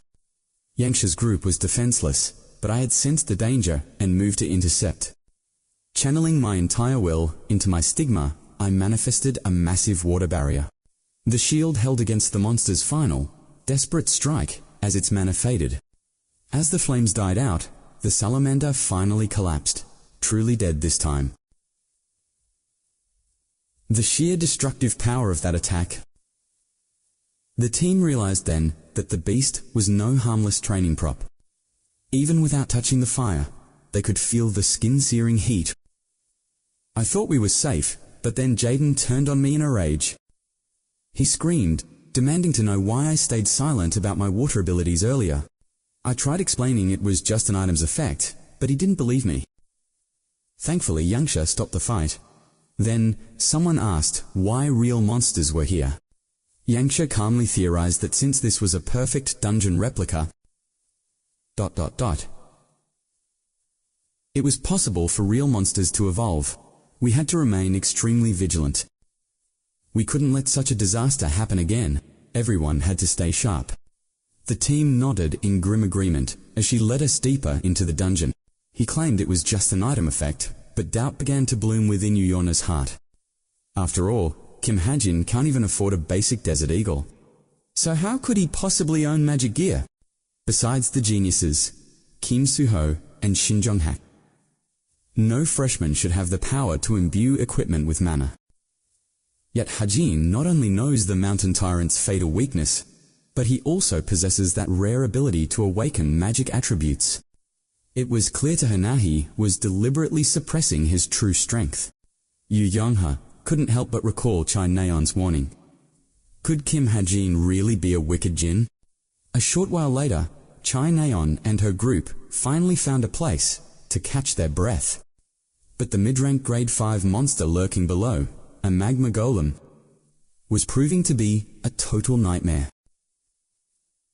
This beast was likely the dungeon's true ruler, and Team 3 realized the difficulty was reaching a breaking point. Defeating such a titan was one thing, but Sven was also in desperate need of immediate medical attention. The situation seemed utterly hopeless.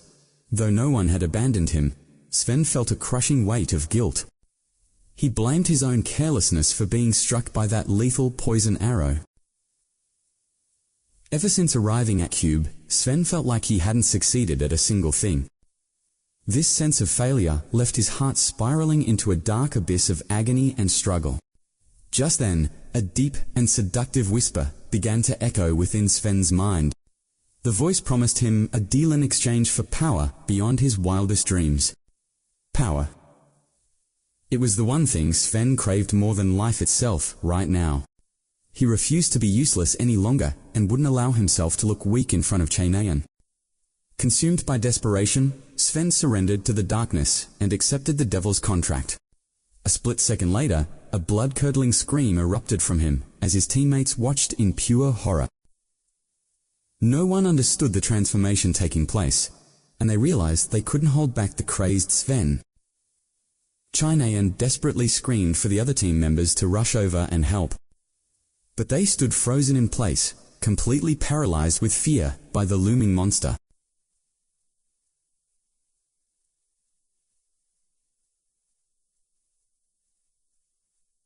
The magma golem had been searching for a long time. Panic set in as everyone scattered to survive, and the golem's explosive fury unleashed in an instant. Faced with a jagged stone wall dozens of meters high, I began to scale the cliff with terrifying speed. With my master-level parkour skill, I could ignore the terrain and move with absolute freedom. Rewind to just a few minutes ago. The boss monster had discovered the student's hiding spot and launched a relentless, devastating assault. Fortunately, Chainayan's reflexes were sharp. However, the monster's reach was too vast, and 2 students were caught in the blast and knocked unconscious. Team 3 was fractured and scattered, and with Sven on her back, Neon found herself isolated. Falling hard to the ground, Neon couldn't stop coughing from the impact and the heat. By the time she managed to recover, she looked up to find the magma golem staring her down. This beast was nothing like the harmless dolls the instructors had described. Neon realized with chilling clarity that this was a true. She never imagined that her life would end like this, in the middle of a training exercise. Just as the boss was about to erupt with lethal lava, a bullet infused with cold energy suddenly fired. The strike was incredibly precise, hitting the magma golem right in its vulnerable neck.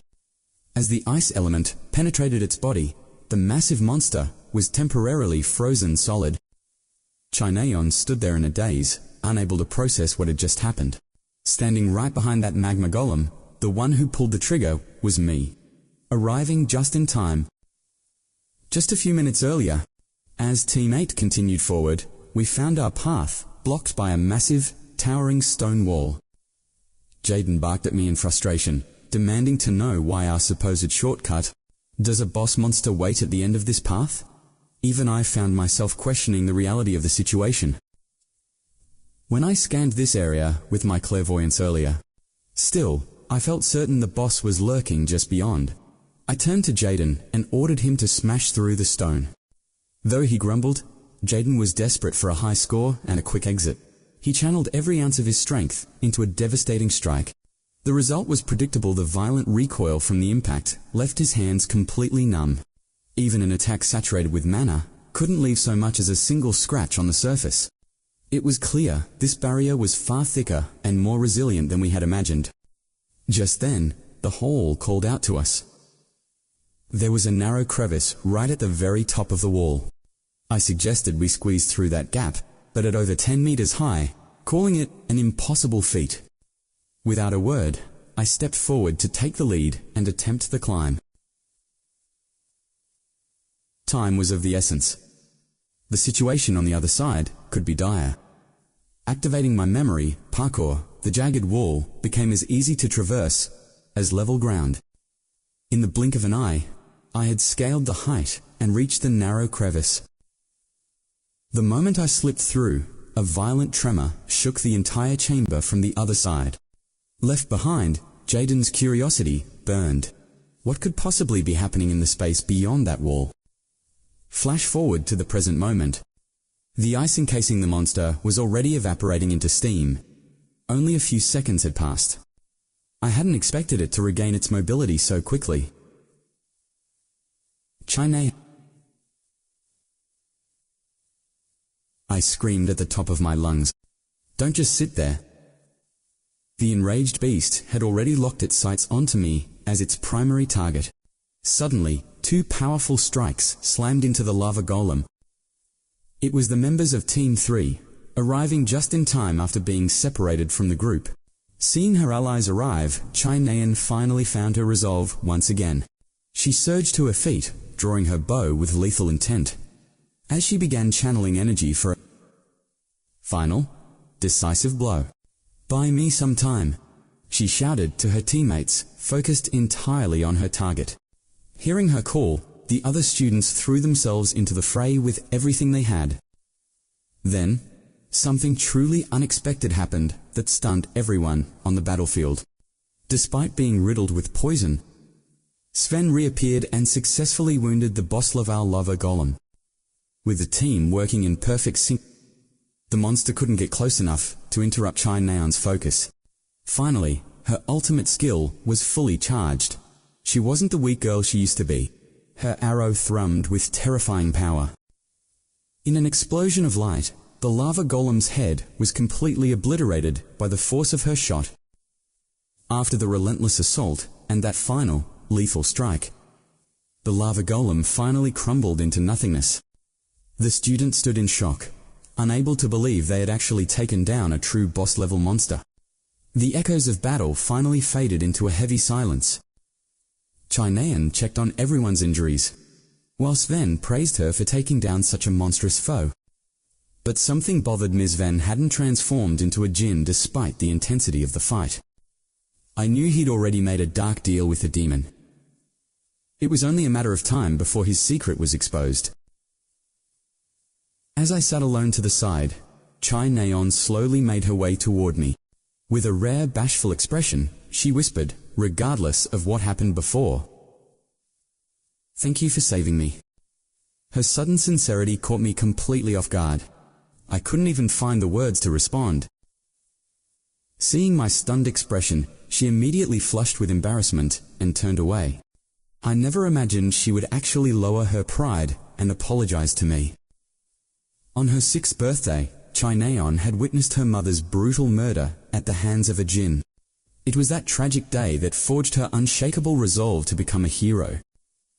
Since then, she had pushed herself through hellish training every single day of her life. Those childhood scars made it nearly impossible for her to form close. She simply refused to let anyone see the vulnerability she kept hidden deep within her heart. She always put on a tough front, making a sincere thank you a rare miracle. Deep down, she lived a lonely life, devoid of any genuine friends. "I'm sorry" always came to her lips much faster than "thank you." That was the setting I wrote for her. To break the tension, she spoke up. She demanded to know why a powerhouse like me let bullies walk all over me. When I claimed I simply couldn't beat them, her skepticism only grew. After all, the destructive power of that pistol shot, I revealed the Desert Eagle, a custom masterpiece far superior to school training gear. Seeing the lethal weapon, Nayan panicked, frantically checking if anyone was watching us. If the academy caught me with this, expulsion was an absolute certainty. I wasn't worried. I'd mastered the art of concealing weapons within my stigma. No matter the search, my arsenal remained an invisible, untraceable secret. Even knowing the weapon was special, she assumed I had a gun reinforcement gift and left, satisfied with her own theory. Before walking away, she promised to keep my illegal custom weapon a secret. But halfway through her exit, she came to a sudden, jarring halt. Turning back, she asked if I had anything else I needed to say. I knew she wanted an apology, yet I coldly replied with a simple no. Apologizing for insulting her brother would fix everything. I had to remain the villain in her life for her own sake. Only then could she endure the tragedy destined to strike on that day. If a friend killed her brother, her entire world would surely shatter. As Nayan rejoined the group, the atmosphere grew heavy with curiosity. Everyone whispered, wondering if a secret bond existed between her and Kim Haj. This development visibly unsettled Sven. Soon, an emergency broadcast echoed, ordering all students to immediately evacuate the dungeon. Several surveillance cameras had mysteriously failed just as the training exercise began. Real bloodthirsty monsters had slipped into the zone without anyone noticing the breach. To avoid a scandal, the academy suppressed the investigation and offered students compensation. They chose to bury the truth with money. In other words, the jinns embedded within the academy's high ranks had successfully covered their tracks. The official inquiry from the original plot. Now, I had to watch Sven. The price of a demonic contract was terrifying. It acted like a poison, magnifying one's darkest emotions and obsessive desires. If Sven stayed near Neon, his unstable emotions would trigger a violent rampage. I had to act. I turned to my computer to track their movements. I began monitoring Neon's private messages to stay one step ahead of fate. Amidst the mundane chats, I finally discovered a lead that changed everything. Neon and Sven were planning a trip with their shared hunting club. They were heading to the theater this weekend. In the original novel, this was the exact location where Sven would sign his soul away. The timeline had shifted forward. I decided I had to intervene immediately. I'll shadow them this week, just as my plan solidified. My watch buzzed with an unexpected notification. I couldn't believe my eyes. Kim Suho was calling me, asking if I was free this coming Friday. Someone has tasked me with a peculiar request. A supposedly harmless spirit who, in the future, becomes the terrifying witch of despair. Yet right now, her true form is nothing more than a tiny, insignificant seed. However, before I deal with that, I've already made up my mind to participate in the hunting club's upcoming event. Just then, a message arrived from Kim Suho. He wants to meet this Friday to discuss some business. But before handling those matters, I need to secure 2 legendary items mentioned in the novel. The very next morning, I set out for my destination. This place is a sacred training ground for martial artists, teeming with treasure hunters and ambitious warriors. Mount Goli is famous for its rare treasures, but its wild mountain ginseng is the most sought-after prize. The adventurer standing before me, describing the dangers of Mount Goli, is clearly one of those hopeful treasure seekers. Even when I tell him I'm not here for the ginseng, he looks at me with pure skepticism. As I head deeper into the mountains, I accidentally trip over a gnarled tree root. But when I glance back, I'm shocked to see a high-grade mountain ginseng. It feels absolutely ridiculous. But then again, with my insane luck stat, this kind of miracle is just another Tuesday. As I scaled the peaks of Mount Goli, I decide to consume the ginseng roots. Using my setting modification ability, these roots will boost all my improbable stats by 2 points for 30 minutes. Honestly, eating a portion of the ginseng, like this, feels like a bit of a waste. If I solved the whole thing, I could wipe out all my debts in a single heartbeat. But I have a much more pressing mission, and for that, I need every ounce of strength I can get. After scaling a treacherous cliffside, I finally arrive at the coordinates. This is Mount Goli's hidden dungeon. The Undead Catacombs. The boss lurking within is a mid-to-high tier Death Knight. Even though I've buffed myself with my stigma, I likely wouldn't survive a single strike from him. But I'm not worried. My target today isn't the boss, it's the dungeon's hidden stage. That means I only have to tear through the lower level undead. With bullet time active, these mindless corpses don't pose much of a threat to me. After gunning down a wave of them, I activate my clairvoyance. I quickly map out the fastest route to reach my ultimate objective. Now, the real slaughter begins. Before long, almost the entire cave is littered with skeletal remains. This is it. I'm drawing closer to the place where Evangeline is hidden. Evangeline the Witch. She is the true secret boss of this hidden dungeon. In the original storyline, she eventually rises to build a massive undead fortress. But at this point in time, Evangeline hasn't even assumed her human form yet. My eyes are on her because defeating her grants 2 invaluable items. The first is the legendary growth type equipment, and the second is the mysterious seed of Evangeline. In the original novel, these 2 treasures helped the demon Toma become a high-ranking executive of Belt. Since I'm growing at an explosive rate, ether scaling power is the perfect match for me. Within moments, I stand before the entrance to the hidden stage. Activating clairvoyance once more, I spot a massive, withered tree looming in the distance. There she is, the witch Evangeline, sitting alone. In this juvenile state, she lacks any real power to harm me. Right now, she's nothing more than a fragile spiritual entity. But looking at her now, she really does appear heart-wrenchingly innocent. Even if I stay my hand, the outcome remains the same once the jinn descend. In their ethereal state, these monsters are nearly impossible to kill with firearms. So, I channeled my stigma to condense a lance of pure light.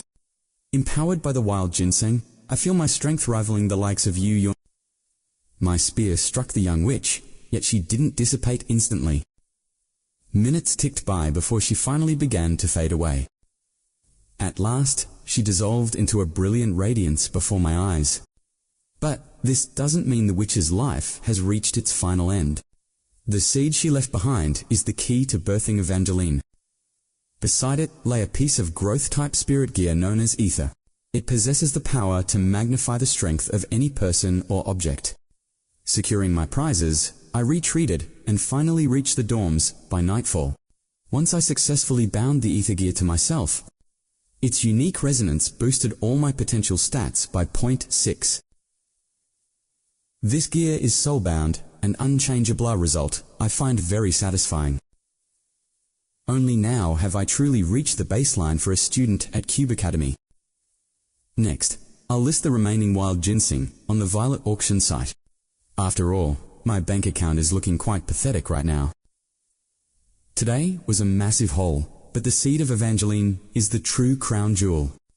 The Witch of Despair might sound like a title for a villain, but if I nurture her correctly, she will become a legendary ally. To make the seed sprout, I must offer blood instead of water. A witch's nature is fickle, her evolution dictated by whoever feeds her blood. I must choose carefully. I think I'll pick someone from the main cast. Their virtue is guaranteed, but obtaining Kim Soo-ho's blood won't be easy. For now, the germination process will have to wait. Time for some rest. I'll likely face a brutal battle tomorrow. The next morning, the hunting club gathered at the lush Bibo Springs, and naturally, I was right there in the thick of it. The club organizes monthly hunts to cull dangerous beasts and monsters. But I'm uneasy.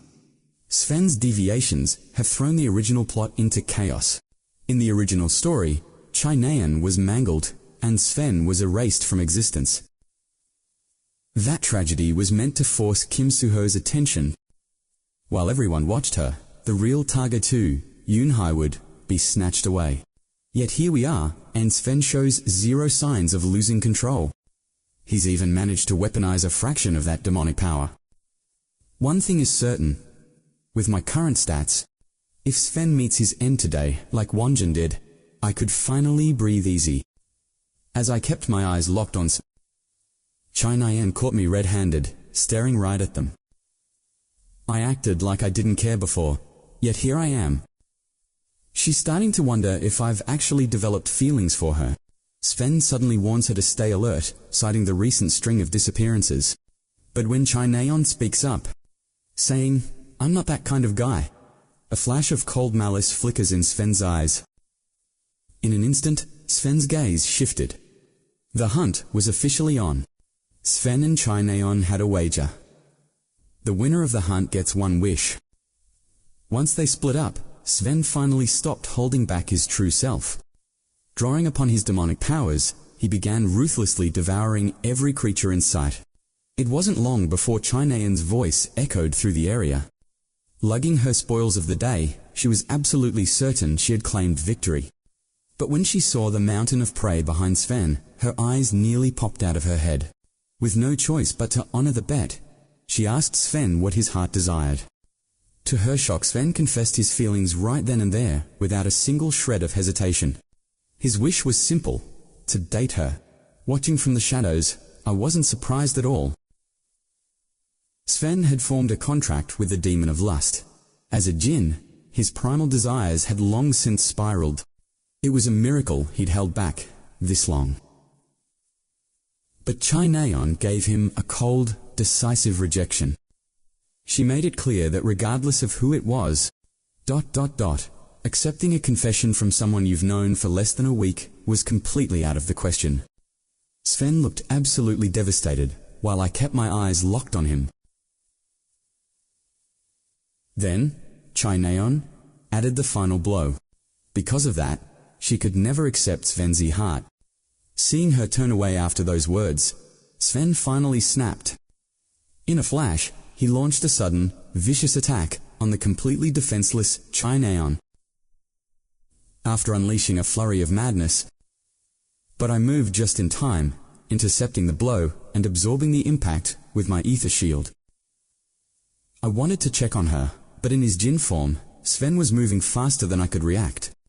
As I was being dragged away by the monster, Chaeneon tried to move to my rescue. Pushed to the brink, she used her hand as a blade, channeling magic to her fingertips. With Sven fully transformed into a demon, Chaeneon finally cast her doubts aside. Seeing my desperate situation, she unleashed a wave of raw power that flooded the entire battlefield. In the world of my own novel, there are characters with immense potential who fail to shine because they've chosen the wrong weapon. And Chaeneon was exactly one of those hidden gems. You see, her true talent was never meant for the path of an archer. If she were to pick up a sword, she would be a powerhouse on par with Kim Soo. Consumed by rage, Chaeneon swung a devastating blade of pure, concentrated energy. With that single strike, the demonic Sven was completely obliterated. Even Chaeneon was stunned by her own power, wondering what kind of technique she had just used. In truth, she didn't have a clue what had just happened herself. She hurriedly checked on my condition, and only after hearing I was safe, did she finally smile. But a second later, dizziness overwhelmed her, and she collapsed right there in front of me. This girl possessed the god-tier talent of a sword saint, yet she had stubbornly chosen the bow. Yet the moment she wielded a blade, even a powerful Jin was reduced to nothingness in an instant. After taking Sven down, her first priority was ensuring that I hadn't been seriously injured. But then, her own strength failed her and she tumbled to the ground before my eyes. It wasn't until nightfall that Chaeneon slowly started to regain consciousness. Still in a daze, she suddenly realized she was being carried on my back and jumped in surprise. I simply couldn't leave her there unconscious, so I decided to carry her myself. I had no choice but to carry Chaeneon down the mountain, but once she woke up, she immediately demanded I set her down. Yet, the moment her feet touched the ground, strength failed her. Chaeneon collapsed right back onto the earth. Panic surged through her as she realized her legs refused to obey her command. I was genuinely puzzled. Had she really never experienced a total mana exhaustion before? Her blank stare confirmed Ichi definitely slept through those lectures. I gave her the short version. Her mana was entirely spent. Moving on her own would be impossible for a while. Ultimately, she had no choice but to accept my help and let me carry her back. As we walked, I couldn't help but wonder if she'd really stick with the bow. After everything that happened today, it was clear that her talent for the sword far surpassed her skills as an archer. With mana potential exceeding even Kim Soo, she would become an absolute overlord of the battlefield if she switched. But given her fiery temper and stubbornness, persuading her to abandon years of archery training would be a monumental task. Before long, we reached the teleportation gate. I needed to return before the dormitory curfew. By the following morning, the news of a Jin attacking Chaeneon had already spread like wildfire across the academy. Once classes ended, I headed to my meeting. I found Kim Soo-ho already waiting for me. But he wasn't alone. Kim Horik and Shin Jong-hok were also inside. Even Yu Yeon-ha was present, along with Yi. Every single person, there was a major character from my novel. This was the day before the hunting club incident. Soo-ho quickly explained why he needed my assistance. As it turned out, recent disappearances at Cube were becoming too frequent, and the academy wanted to avoid external interference. So, they selected elite representatives from each grade to conduct an internal investigation. While the school searched officially, they suspected a student was involved, making an internal team more effective. It was the only way to get answers quickly. The first-year investigators were Kim Suho. They were allowed to recruit help. Suho chose me because he valued my keen observation skills. Apparently, Chai Naeun had also put in a good word for me. Seeing an easy opportunity to farm story points, I didn't hesitate to accept. Suho noted the team was nearly ready, though Chai Naeun. With the group gathered, Suho began sharing his deductions about the case. He believed the kidnapper and the jinn who attacked Neon were likely to separate threats. However, Suho's casual way of addressing Naeun immediately sparked Shin Jong-hok's jealousy and anger. Suho just sighed and switched to using her full name to avoid a pointless confrontation. But the bottom line remained. Suho was convinced that the jinn's next target would be Chai Naeun herself. He asked if we'd noticed anyone suspicious or seen any strange behavior lately. Originally, I planned to just watch from the sidelines and let the plot unfold. But things were escalating. 3 people had vanished in just 2 short weeks. This was far faster than my original draft. The co-author was clearly rewriting the script. If this continues, the casualty count will skyrocket, especially after what Chai Naeun just endured. I made my choice no more, letting the plot dictate my every move. Taking the initiative, I voiced my suspicions, pointing out that Yoon's the academic club president was incredibly suspicious. But as soon as the words left my mouth, a heavy, stifling silence filled the room. Kim Suho spoke up, noting that because Yoon was close to the first victim, he had already investigated her. The verdict was that she had a solid alibi. I countered, arguing that with mental magic, she could easily lure victims into a trap. However, Shin Jong-hak was quick to shut me down with a sharp rebuttal. He scoffed at the idea that simple mental magic could ever manipulate the elite cadets of Cube. At that moment, Yoo Yeon-hee stepped in, expertly turning the tables against me. She found it strange that I was so fixated on Yun, even though her alibi was proven. In fact, Yeon-hee suggested that I was a far more likely candidate for being a jinn than Yun. Her accusation left me reeling in disbelief.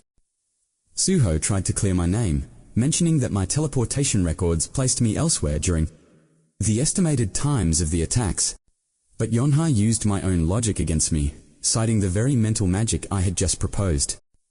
She claimed teleportation logs are easy to forge. Behind me, Kim Horrok stood up, looking ready for a more physical interrogation. Horrok was convinced that a few rounds of persuasion would force me to talk or reveal my true form. Aside from Kim Suho, no one else in the room raised an objection. Their silence was a terrifying sign of their silent approval of Horrok's brutality. I let out a cold, sharp laugh. If they wanted a confrontation, I wasn't going to back down. Suho rushed between us, desperately trying to keep the peace. Once things settled, I told them if they didn't believe me, they could just go and ask Chai Naeun. We had been out hunting together that day. To my surprise, this only fueled Shin Jong-hak's. He was livid-absolutely furious that I had any kind of connection with Chai Naeun. I didn't let his rage get to me. Instead, I met his gaze and spoke with icy calm. While we were busy risking our lives to hunt down real you lot were just playing petty schoolyard games. Shin Jong-hak exploded in a blind fury. After one last warning that Yoon Sung-ah was the real threat. But just when everyone thought it was over, something unexpected happened. Kim Horrok suddenly lunged at me, putting every ounce of lethal intent into his strike. Thankfully, my sharpened instincts kicked in just in time to dodge the fatal blow. I turned back to see his arrogant smirk and immediately drew my pistol, ready to teach him a permanent lesson. Just as we were about to clash, Kim Suho intervened once more to stop the bloodshed. Glaring at Horrok, with clear disgust, she should just call China. After a tense, silent moment, Yeon-hee finally yielded. Without looking back even once, I walked out of that classroom. Meanwhile, Yonha relayed her dark suspicions about me to Upon hearing the accusation, Nayeon's response was immediate. She was certain Kim Hajin could never be a jinn. She confirmed we were together at the portal, and by the time we left, it was already dark. The events of the day had finally pushed my emotions to their absolute limit. It was bad enough being trapped in my own novel. But now, I was actually fighting with the characters I'd created. I've been in this world for so long now. I truly miss my parents and my real friends. I missed my tiny apartment. If time was moving back home, my parents must be heartbroken and searching for me everywhere. The most terrifying thought was whether I could ever go back, since all my theories were just desperate guesses. Just as I was sinking into despair, a system window popped up, notifying me that my perseverance had increased. I couldn't help but This system really has the worst possible timing for notifications. But in truth, it was thanks to that very boost in willpower. Had I been my old self, I probably would have given up on finding a way home by now. But today's incidents were just a minor distraction, only fueling my burning desire to return. Meanwhile, Kim Soo-ho watched me walk away before slowly making his way back. At the same time, Yoo Yeon-ha questioned Horek, asking if he had just used a gift to attack. He argued that for a mere sharpshooter like me, dodging a close combat gift attack was impossible, making me the most suspicious person there. Right then, a notification suddenly chimed on Yoo. It was Yoon Seung-ga, inviting her to the study hall to discuss matters before tomorrow's seminar. Confident that Yoon Seung-ga was trustworthy, Yoo Yeon-ha agreed to meet her. She felt invincible in her own strength, yet little did she know. On the other side of that door, Yoon was waiting with bated breath, desperately anticipating their long-awaited encounter. From hundreds of meters away, I took aim with my sniper rifle, leaving the djinn completely defenseless. Earlier, after that heated argument with Yoo Yeon-ha and the others, I had walked away alone. By the next day, seeing Yoo Yeon-ha accept Yoon Seung-ga's invitation, I tried not to dwell on yesterday's drama, but Kim Soo-ho and the rest seemed genuinely worried. Their excessive concern was honestly a bit embarrassing for me. From this point on, I decided I wouldn't waste energy arguing with the characters. My only goal was finding a way home. That morning, Chai Na-yoon finally showed up for class.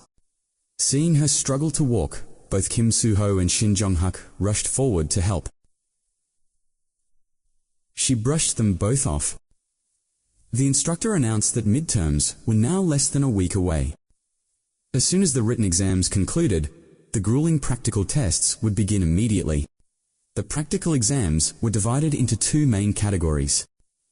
First, a high-stakes duel between students, and second, both exams were designed to be far more brutal than any standard training session. The written portion was a breeze for me. Each student receives 3 challenge tickets to pick the exact opponent they want to face. To keep things fair, the Academy implemented a strict point deduction system. If a high-ranking student defeats a low-ranked one, they gain nothing and instead lose points. But of course, there are always idiots like Kim Horek who ignore the penalties entirely. I could already tell he was itching to use a ticket just to vent his frustrations on me. On another note, there was one more thing bothering me. She used to never speak to me, yet ever since the last test, she's been following me around. In the past, Rachel always studied in isolation at the back, but now I caught her sneakily peeking at my notes. I decided to have a little fun with her. Missing my parents, I scribbled their names in my book. Watching from the side, Rachel looked completely baffled. As evening fell, Yoon Seung-ga sent another message to Yoo. Assuming it was just another routine club discussion, Yoo Yeon-ha didn't suspect a thing. But when she pushed open the study room door, Yoon Seung-ga was already there. Seeing no other members present, Yoon Seung-ga calmly assured her that the others would be arriving shortly. Yoo Yeon-ha noticed the scented candles, but Yun Sunga claimed they were just to help them focus. As they began to talk, Yun Sunga's tone shifted as she asked about the Jin investigation. As the second-year representative, he held significant influence. Yu Yonha initially intended to report zero progress, but he suddenly claimed someone was spreading nonsense. This revelation immediately piqued Yuan Haiyan's curiosity. With a simple flick of his finger, he compelled Yu Yonha to confess her suspicion. Upon hearing this, Yun Haiyan's expression shifted as he demanded to know if she possessed any evidence. It was that very question that acted like a jolt, causing Yu Yonha to snap back to her senses. Yun Hoon realized he had overplayed his hand. Why Yu Yonha's gaze instantly sharpened with wary suspicion.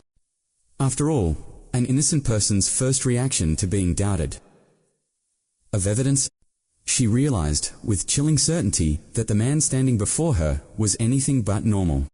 Seeing the charade was over, Yun Haiyan finally dropped his mask of innocence. With a sigh of regret, he lamented that there were supposed to be several others ahead of her on his list. Suddenly, an overwhelming wave of vertigo washed over Yu Yonha. By the time she regained consciousness, she found herself completely bound and immobilized. After scanning her unfamiliar surroundings, Yonha was struck by pure shock. They were inside the second-year dormitory. The truth was finally clear. Yun Haiyan was the Jin behind the student disappearances. It turned out my warnings hadn't been baseless nonsense after all.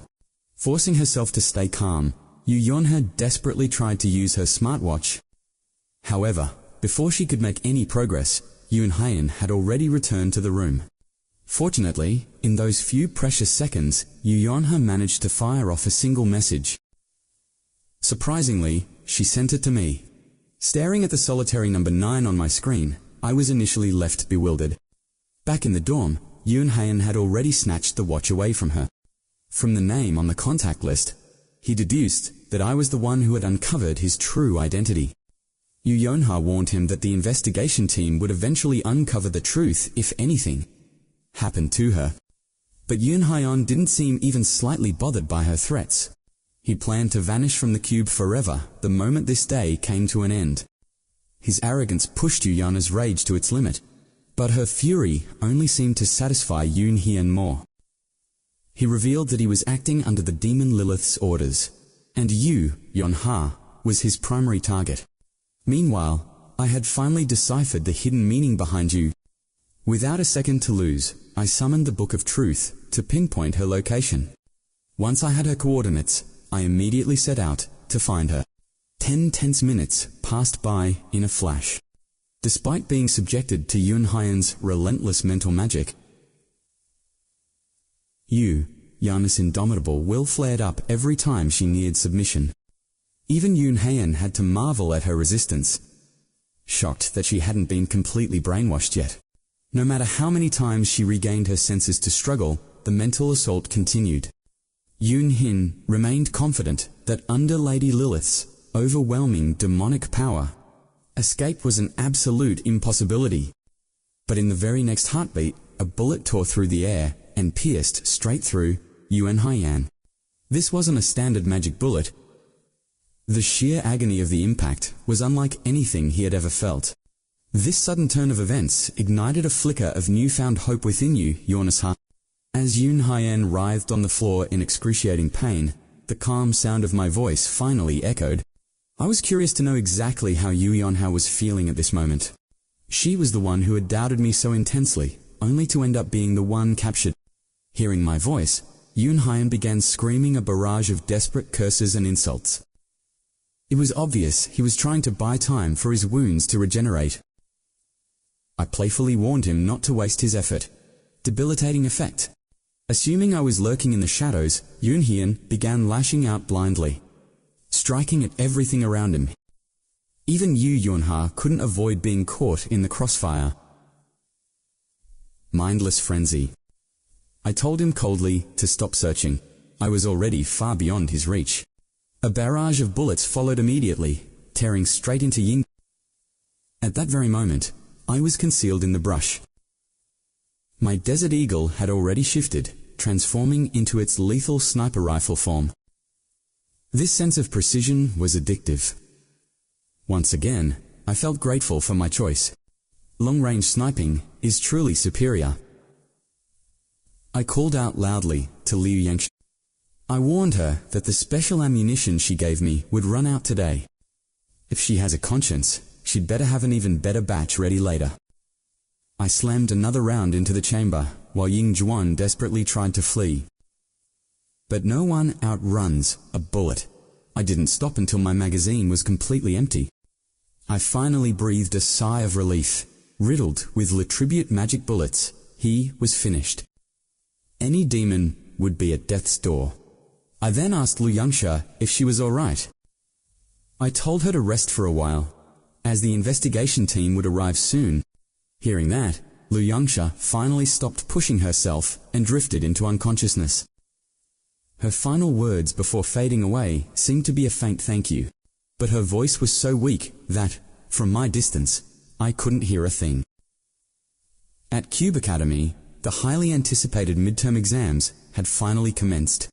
For this exam, the mysterious Captain Wither would even be attending in person. Having successfully neutralized Ying Zhuan, she finally succumbed to her exhaustion. By the time the next morning arrived, Liu Yangshi slowly opened her eyes, finding herself in the Academy's medical ward. That's when she noticed Kim Suho sitting by her bed. She sat up abruptly, demanding to know why on earth he was there. Kim Suho explained that he and the investigation team were taking turns caring for her. She didn't understand why they'd all come, but it was Kim Suho and Shin Jonghak. They both felt a heavy sense of responsibility for her getting injured. The entire team felt deeply sorry for failing to protect her during the crisis.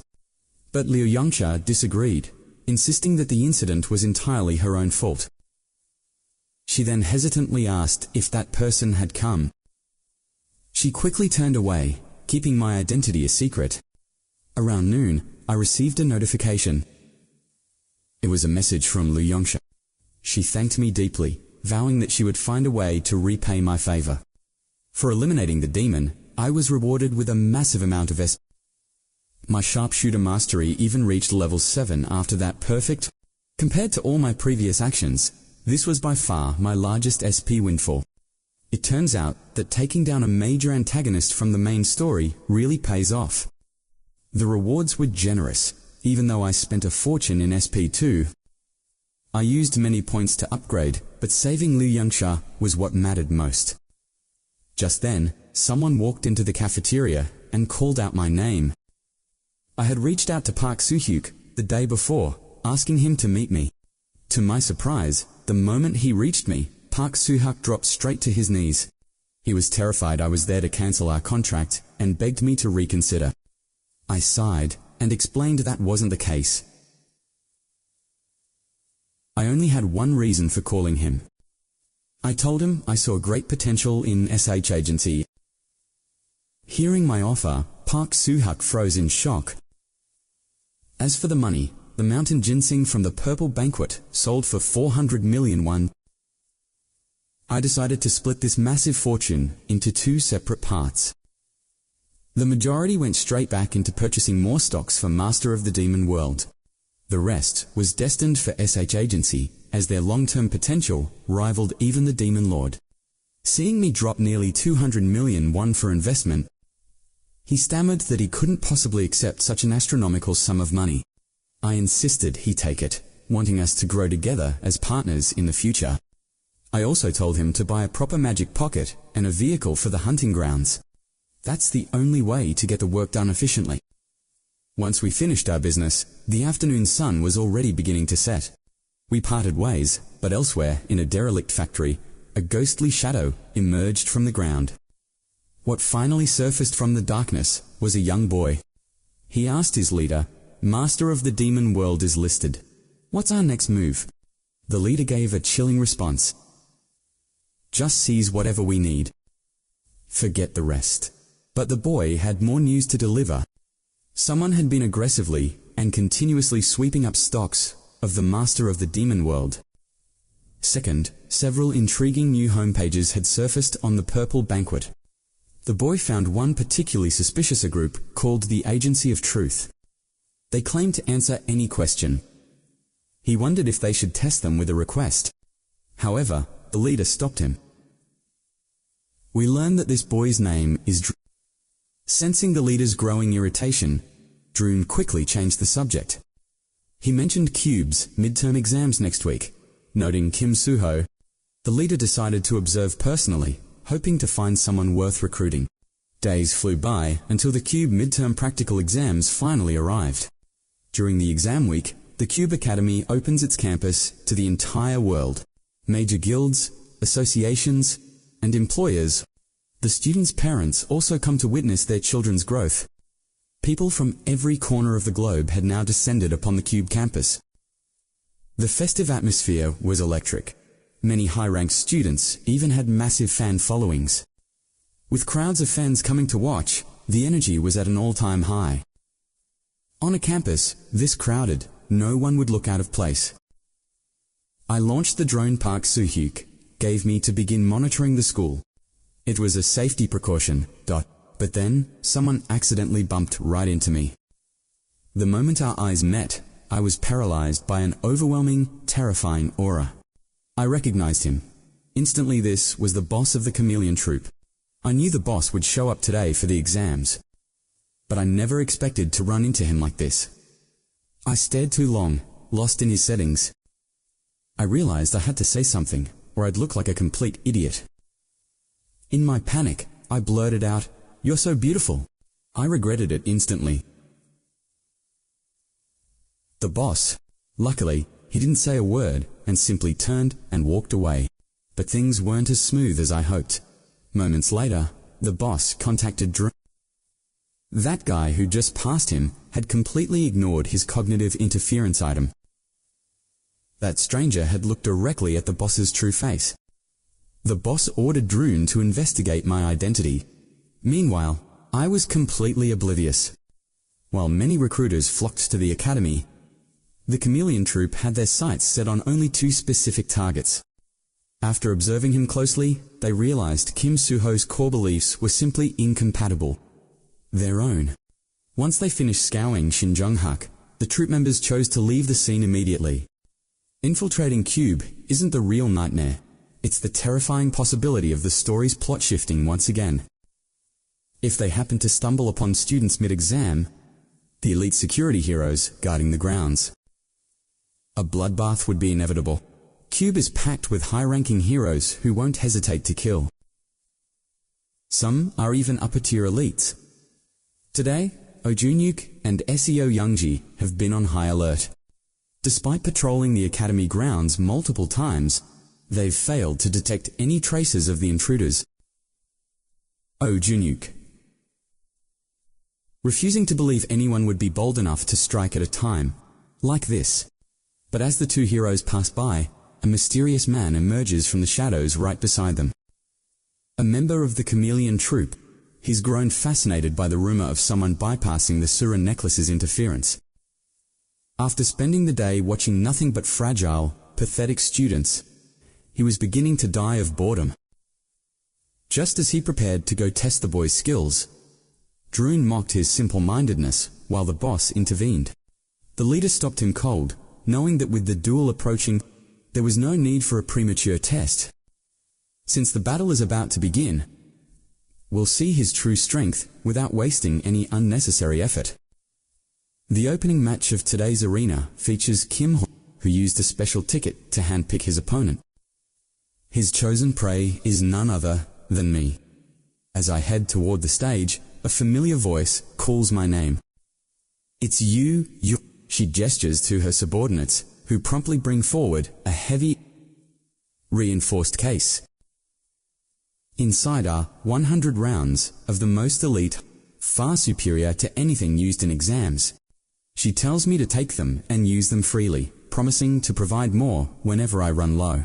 Yonha makes it clear that a few measly bullets aren't nearly enough to repay the debt of saving her life.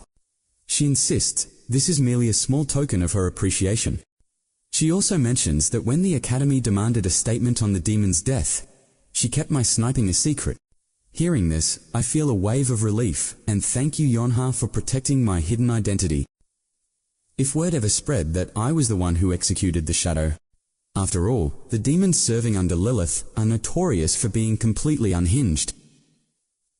Dangerous. Yonha adds that while she knows I have reasons to hide, staying in the shadows will make passing this exam impossible. Seeing my confusion, she looks at me with genuine curiosity, wondering if I even know who I'm fighting. But I already knew the moment I stepped in, and I've been waiting for the chance to teach him a lesson. Armed with nothing but a standard-issue training pistol, I prepare to do the impossible. I'll shatter a martial artist's defensive ki using bullets infused with an incredibly rare demon-slaying attribute.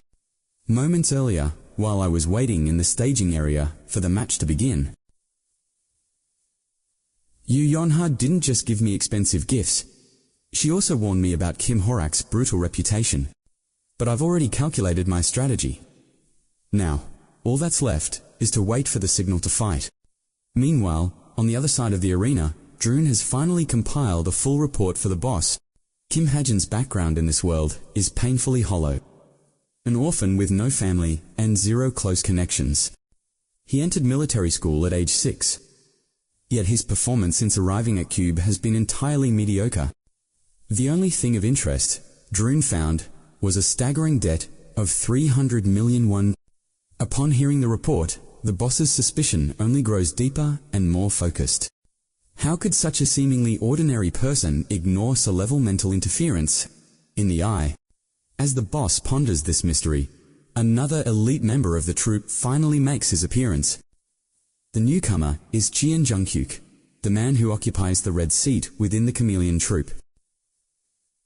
Hearing the boss complain about his lateness, Junghyuk quickly explains he was busy scouting for potential recruits. When the boss asks what he thinks of the candidates he found, Junghyuk scoffs, claiming they're all such weaklings that a single flick to the forehead finished them. He'd be sent flying instantia blunt response that left Delan completely speechless.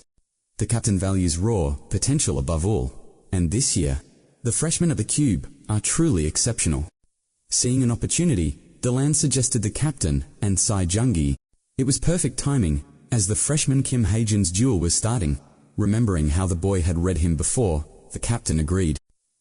As the grand opening ceremony commenced, every arena within the Cube was electric with excitement. Oh Jinyuki, the head of the second arena, arrived at the spectator stands alongside Esio. But as they spoke, Esio Youngi was suddenly struck by an unsettling sensation. That wave of unease was coming directly from Sai Jungi. She immediately signaled Oh Jonyuka to keep his guard up. The man across from them was watching intently, a permanent, eerie smile fixed upon his face. Oh Jonyuk dismissed it as a persistent fan. The real battle finally ignited. First, to step into the ring was Kim Horak from the combat department. Ranked 19th among all first. While there was still a gap between him and the top 6, Seo Youngji gasped in surprise when she saw the matchup. Kim Horak's opponent was Kim Hajin, ranked a lowly, facing a Kim Horak who was practically vibrating with murderous intent. I couldn't help but chuckle, telling him to stay calm, because I planned to go easy on him. My words only fueled his rage. You see, his ultimate trump card was his body protection key. He could manifest his mana into a transparent shield that made standard training bullets completely useless against him. My only hope was to keep my distance. If a Malay powerhouse like Kim Horak closed the gap, I was finished. After all, he was a martial artist known for his terrifyingly explosive power at close range. The match began, and Kim Horak lunged at me. But did he really think I'd give him that chance? In that split second, I activated bullet time. Thanks to my relentless training, I could now push it to a full minute. Now, I could finally track every single one of Kim Horak's lightning-fast strikes. Still, seeing his overwhelming destructive force up close, I couldn't help but think he was less like a man and more like a runaway battle tank. Kim Horak hunted me across the stage, but with 1,000-mile eyes and bullet time. I evaded every blow by a hair's breadth. As he pressed his pursuit, I suddenly drew my pistol and locked onto my target. Thinking he'd finally cornered me, Kim Horak lunged forward just as I pulled the trigger. He didn't even try to dodge, convinced that my desperate attack was utterly foolish. Sheltered behind his invincible wall of body protection ki, Kim Horak believed my weak training rounds would simply bounce off without him needing to lift a finger. But the world shattered around him when the bullet didn't bounce.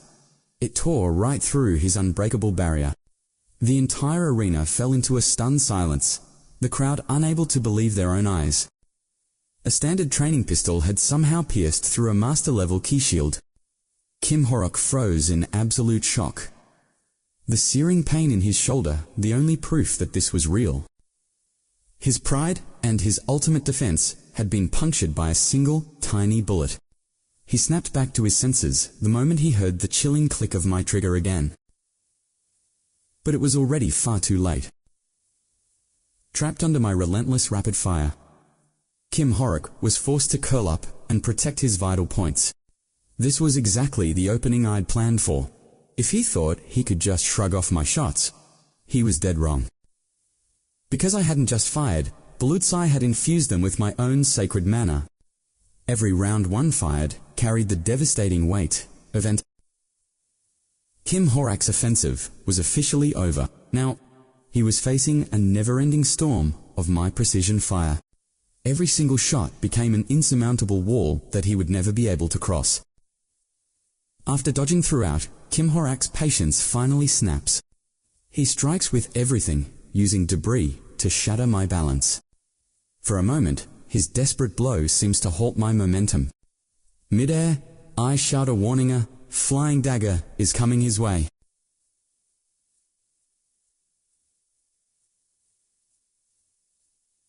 Paralyzed by fear, he refuses to close in or tank the hit. Terrified of hidden effects, he chooses to dodge the blade entirely. I smirk at his caution, revealing the dagger was just a bluff. While he's distracted, I've already reloaded, unleashing a rapid-fire assault. This time, Kim Horak has nowhere left to run or hide. With no room to defend, he takes the full, brutal impact. The volley ends, leaving him kneeling and trembling in absolute agony. I approach slowly, stopping only to level my pistol at him. Gasping like a cornered lamb, Kim Horak awaits his inevitable end. The crowd is so breathless, you could hear a pin drop. Under everyone's intense gaze, I finally pull the cold metal trigger. Only a hollow click echoes through the silent, shocked arena. Disbelief fills his eyes as the audience finally dares to breathe. Stunned Yu Jun Hyok wonders, did Kim Ho-jin actually run out of bullets? Even so, Kim Horak is broken, covered in deep, painful wounds. As victory hangs in the balance, Horak somehow staggers back up. He readies a final strike, but I smile. This is enough. To everyone's utter shock, I calmly turn to the ref and announce my surrender. My voice rings out. Horak thinks he must be dreaming. The referee stutters, finally declaring Kim Horak the winner of this duel, while the audience remains frozen in total, absolute shock. Kim Horak erupts in a fit of rage, demanding that I return. I leave without looking back as the elite students begin analyzing. SEO Youngji notes my brilliance, while Horak was sloppy and reckless. He failed to use physical techniques to close the distance. Instead, he wasted massive energy on high-cost protective aura techniques. My inhuman firing speed has left Youngji completely and utterly shaken. My vision is legendary, tracking even the fastest martial arts movements. Most shocking was the compressed mana I wrapped around every bullet. That terrifying density is how I shattered his ultimate defense. How can a student possess such a monstrous concentration of mana? Speculation about my hidden talent begins to spread like wildfire. Major guilds immediately report my data to their high-ranking superiors. As evening arrives, the day's intense duels finally come to a close. Leaving the arena, Chai Jonbeam scoffs. To him, I'm just a coward shooting from a safe distance. He doesn't get why his captain told him to watch me. Dairen asks if he failed to notice my demon-slaying power. Chai Jonbeam snaps back special power and real strength aren't the same. Dairen sighs, hearing the obvious prejudice. Chai Jinyan's reason was simple. He utterly loathed sharpshooters. To him, a real duel required risking one's life in the heat of battle. Druan didn't argue, moving on to the match between Kim Suho and Shin Jung. Even Jinyan had to acknowledge the overwhelming talent of those two. He was particularly struck by Shin Jung-hak's savage and relentless spear techniques. No feints, no hesitation. Every thrust was a lethal strike aimed at a vital point. He admitted he quite liked the raw aggression Shin Jung-hak displayed. But as for Kim Suho, Jinyan found him to be a different kind of monster. Suho's swordsmanship was breathtaking, moving with the elegance of a deadly dance. It was the kind of perfection honed through years of absolute dedication. Yet Jinyan felt a chilling sensation that Suho was hiding his true self. However, neither of them was strong enough yet to truly make him itch for a fight. Drun then told him to track Kim Hajidin, an order Jinyan reluctantly accepted. Suddenly, a cube security guard spotted Jinyan's unauthorized presence. The guard began shouting, aggressively ordering him to leave the area at once. In an instant, Jinyan reached out and flicked his finger against the guard's head. Hearing the impact through the comms, Drun asked if he'd just killed the man. Jinyan casually admitted it, telling Drun to keep it a secret from the boss. If the boss found out about this mess, Jinyan knew his life would be forfeit. Meanwhile, the boss had arrived at a completely deserted. He recalled the bitter taste of betrayal and his solemn vow for revenge. Snapping back to reality, the boss ordered Drun to investigate Suho and Jun. He also demanded everything they had on the third student, Kim Hajidin. My unique anti-demon power, capable of shattering magic limbs. The boss prioritized me, even though Drun noted how little information existed. Despite Drun's concerns about the lack of data, the boss remained calm. He planned to meet Kim Hajin personally after the first round of trials ended. The next day, the seeded players took the stage, starting with Rachel versus Chai Nayu. The crowd was massive, including members from Korea's top-ranked guild. Even the creator's sacred grace was in attendance, eager to see the top seeds clash. I was there too, though I already knew the outcome of today's battle. Chai Nayeon was headed for a total defeat. The bow just didn't suit her. Against a genius like Rachel Nahon's, current skills were simply not enough. Nayeon stepped forward with a surge of misplaced confidence. Her recent training had clearly pushed her mana levels to new heights. Releasing her magic, she fired an arrow that split into 1,000 glowing shards. The light shows rained down, but Rachel's speed was on an entirely different level. She danced through the barrage, parrying the final shot with a single strike. Nayeon froze in shock, unable to believe her ultimate move was countered so easily. Rachel moved in for the finish, closing the gap with terrifying grace. While I watched the drama unfold, I felt a presence approaching from behind. To my horror, the boss himself sat down right next to me in the stands. This was the Hero Association's Black Rank fugitive, the leader of the Chameleon Troop, a powerhouse who hid behind countless identities to mask his true, terrifying strength. But then, something unthinkable happened. A cup of cola was dumped on his head. It turns out the guy behind me just slipped on the stairs. It scared me half to death. One spark from the captain, and I'm finished. After Rachel's victory, the captain used my handkerchief to dry his hair. He offered a quick thanks, and I scrambled to act casual. He soon revealed his intent. He'd been watching my duel with Kim Ho. Then, he simply handed me his business card. One glance at the name confirmed it was just another fake identity. I asked him directly what his goal was in finding me. But he stayed silent, simply standing up to take his leave. He told me to contact him if I ever decided I needed him. As he left, I couldn't fathom why he'd even bother with me. By the afternoon, Kim Soo-ho's match had finally concluded. He effortlessly dominated Young Pa-yong, the rank 8 fighter. On the way out, the crowd was buzzing about the day's match. Meanwhile, I quietly retrieved my surveillance drones from the area. Before heading back, I checked for any unusual incidents on campus. On my way, the sound of faint sobbing caught my ear. Tucked in the bushes, Chai Naeon was crying alone after her loss. This was a pivotal moment from the original story's timeline. Originally, Kim Soo-ho would comfort her, sparking her romantic interest. That act of kindness was the start of her feelings for him. However, the villains in this world have all been drastically but Soo-ho's gentle encouragement won't be enough for the current Chai Naeon. Soo-ho never gives up, so he'd never tell anyone else to quit.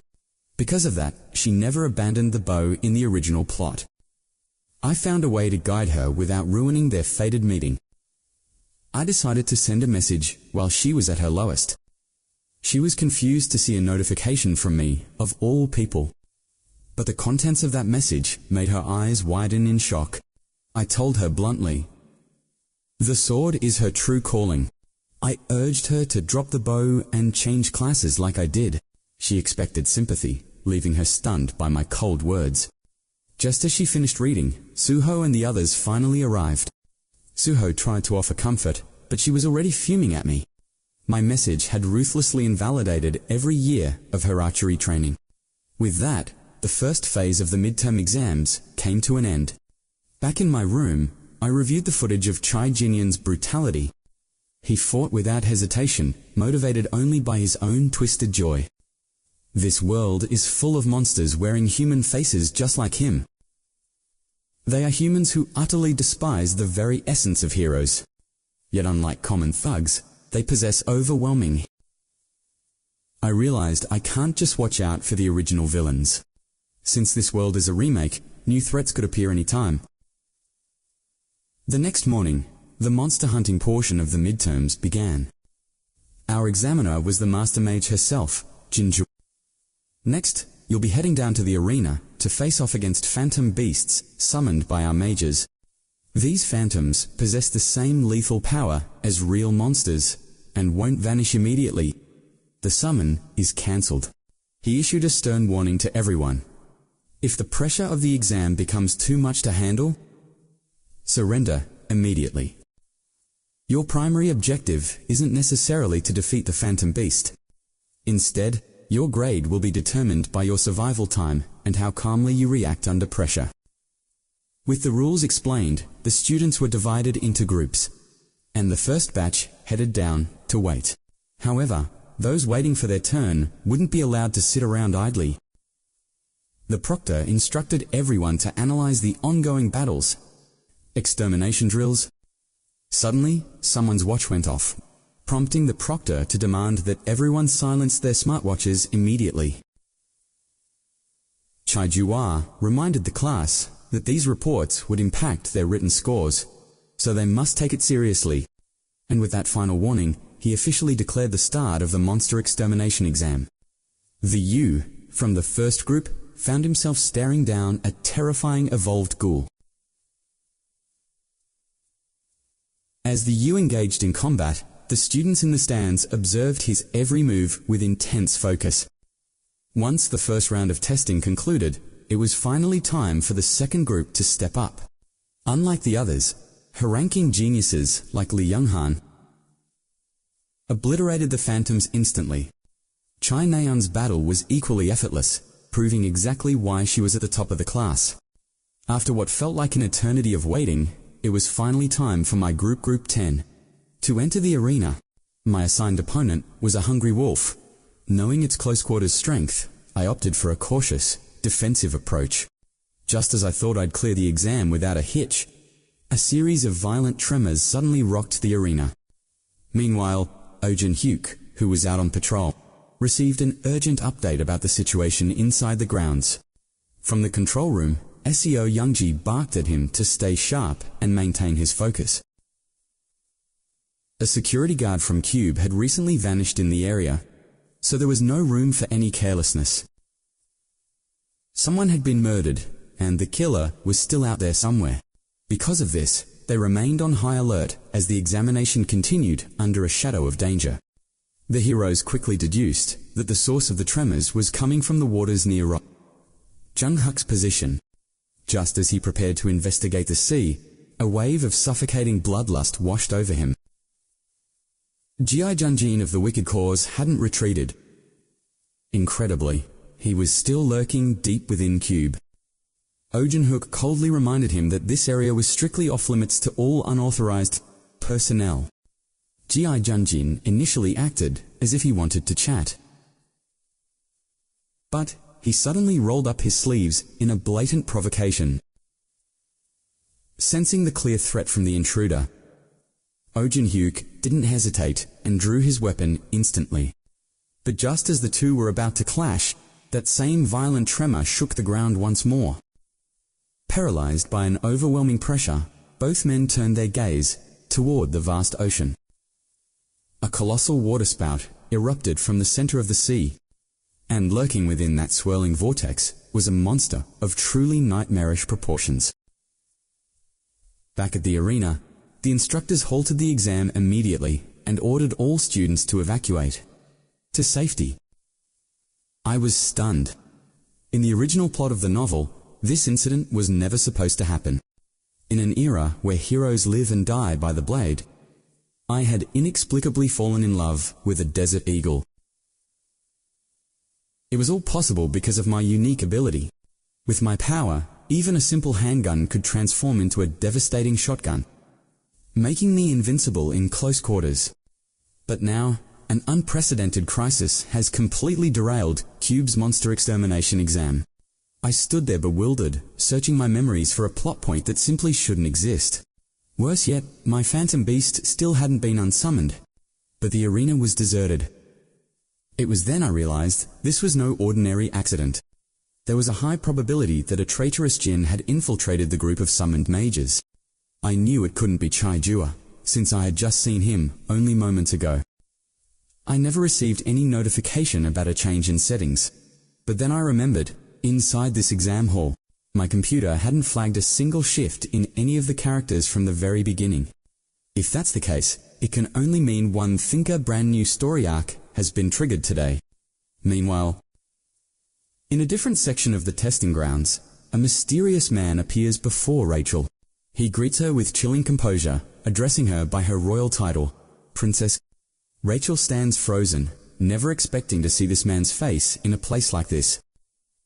This was a plot development even I was blind to. The man's name is Lancaster. Shaking off her shock, Rachel demands to know where he vanished after that tragic incident years ago. Lancaster remains silent, his eerie eyes gleaming with a sinister light. In that split second, the horrifying truth becomes clear to Rachel. She screams at him. How could the former captain of the Royal Guard sell his soul to a demon?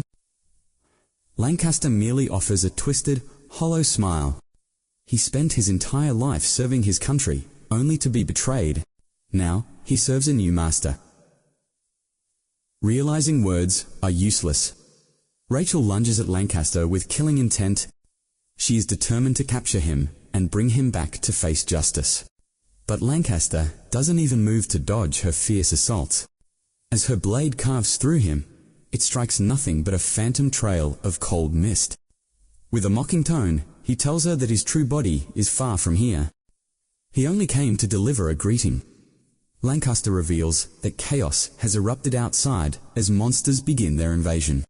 Every proctor has been deployed to the front lines, meaning no one is coming to save her. After all, the authorities will always prioritize the protection of high-ranking royalty first. But inside this arena, Rachel is nothing more than an ordinary student. He wants to see if she can survive on her own. A small act of revenge for the tragedy he once endured. The true trial begins now. Though he wishes to chat longer with the princess, he claims that time is running short. Without another word, Lancaster turns and vanishes into thin air. As he disappears, a new presence takes his place. A powerful assassin radiating a suffocating aura of death.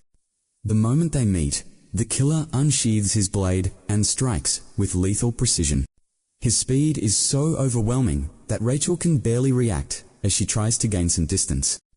The assassin's movements are a complete blur, far too fast for the naked eye to track. Even though she manages to parry a few blows, her body is quickly covered in deep, bloody wounds. After a brief exchange, she realizes a head-on confrontation will only lead to her defeat. Her only hope is to gamble on finding a single opening, but the killer's pressure shatters her guard and sends her sword flying.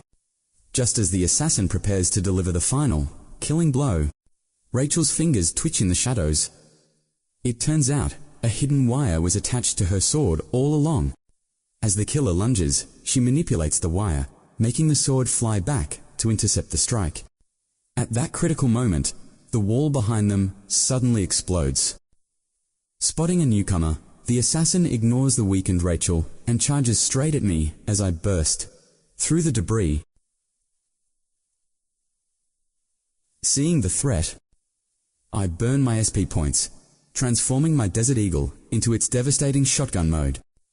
At point-blank range, I unleash a terrifying blast packed with special attribute effects. In the next heartbeat, the assassin is completely erased from existence. That single shot cost me 250 SP points, but the power was exactly as I expected.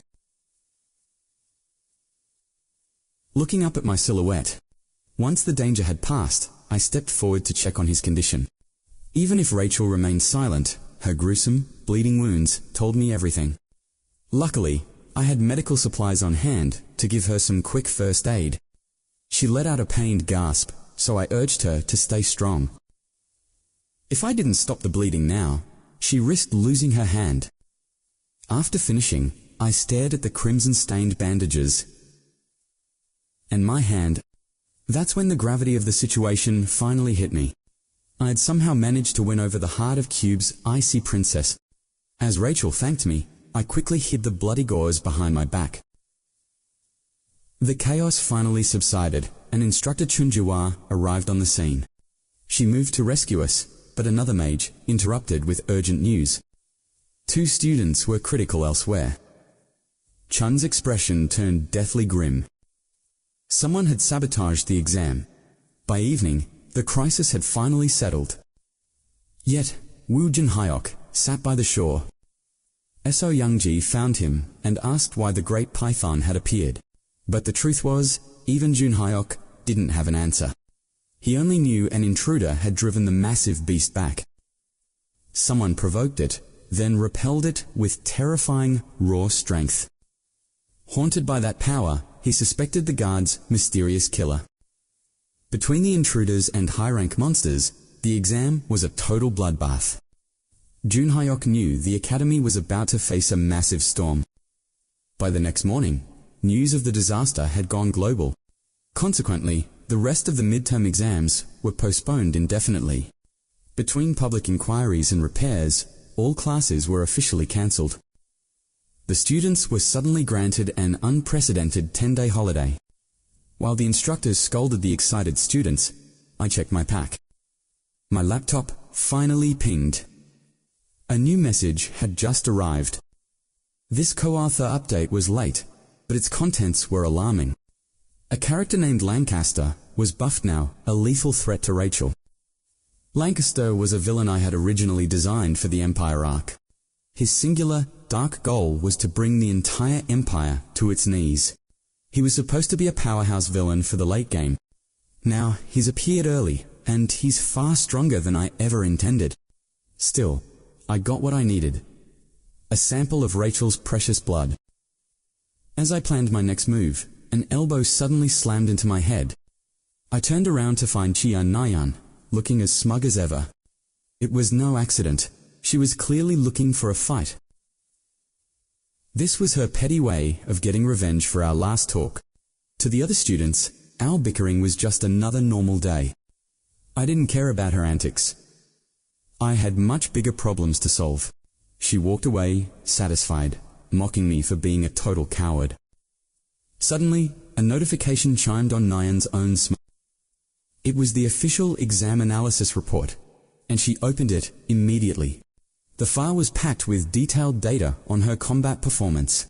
But right at the very top, one name reigned supreme.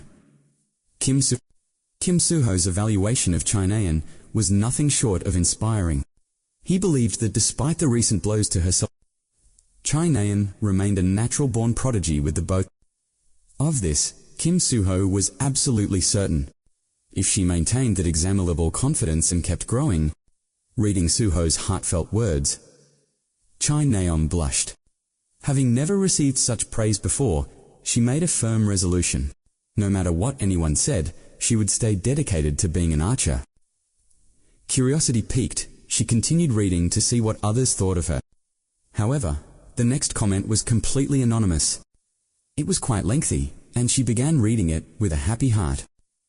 But as she read, she froze, then began to tremble with pure, unadulterated rage. That anonymous review was written by me, and it was nothing like between every cold, sharp line. I claimed she was unfit for the bow, and that her performance was full of holes. Fuming with anger, she screamed my name in the dormitory, absolutely livid.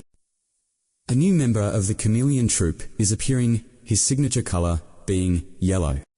But first, Chai Nahon is caught in a storm of fury.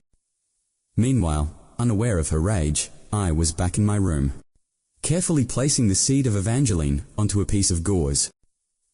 In an instant, it began absorbing the blood I had prepared. Now the seed can thrive. By feeding it human blood, I'll awaken the true witch, Evangeline.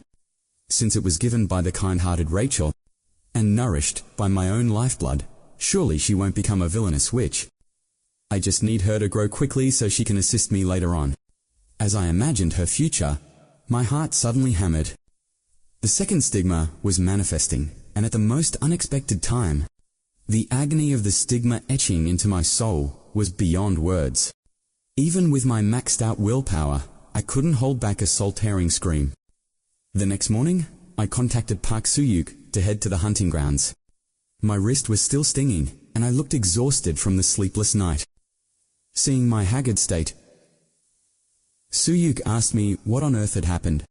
I told him it was nothing and immediately pivoted to our recent business dealings. Soo-yuk reported with a grin on his face. Thanks to the hunting ground vehicle I provided, business was smoother and clients were impressed. Upon arriving at the hunting ground entrance, I saw a massive crowd gathered. Guild members were everywhere, drawing the attention of every passerby in the area. They were from Essence of the Strait, and their leader was none other than Yu Yon. It was a shock to see her there, likely conducting a guild inspection. Feeling a gaze upon her, Yu Yon turned around. Her eyes eventually landing on me, sitting in the car. She walked straight toward us, curious about what I was doing there. Her initiating a greeting was definitely a surprise I didn't see coming. I told her simply that I was there to make a little extra cash, and that I was accompanied by my manager, Park Soo. Hearing that, Yu Yon's gaze fixed on Park Hyuk. In the original novel, Park Hyuk-soo was destined to be Kim Soo-ho's manager. Realizing this, Yu Yon-ha had invested heavily in SH Agency. That bet paid off massively. Both were once on the path to glory. But that was the original story. Now, without Kim Soo-ho as the star attraction, ... worthless in her eyes. Looking at the situation now, I had become the obstacle to Park Hyuk-soo's growth. Seeing me, Yu Yon-ha realized I was here to hunt. She threw the door open. ... and sat right beside me. Since I was hunting anyway, ... she wanted me to show her around first, despite my confusion. ... I agreed to head to the field together. On the way, ... I wondered what her game was. Then, she spoke first. ... asking if I'd considered my future. I said it was too early. ... But she insisted it wasn't. Midterms were over already. By junior year, we'd be leaving school as intern hero. Career planning had to start now. Then, she revealed her goal. She officially invited me to join Essence of the Strait. She was sincere. She admitted they weren't yet on Creator's Sacred Graces level. But but she believed that once she became the leader, she's single. If I joined, legendary weapons, or top manager she assumed that for a student like me, these terms were an irresistible temptation. I just changed the subject, mentioning the fines for scouting cadets. She smirked. You think I can't afford a small fine like that?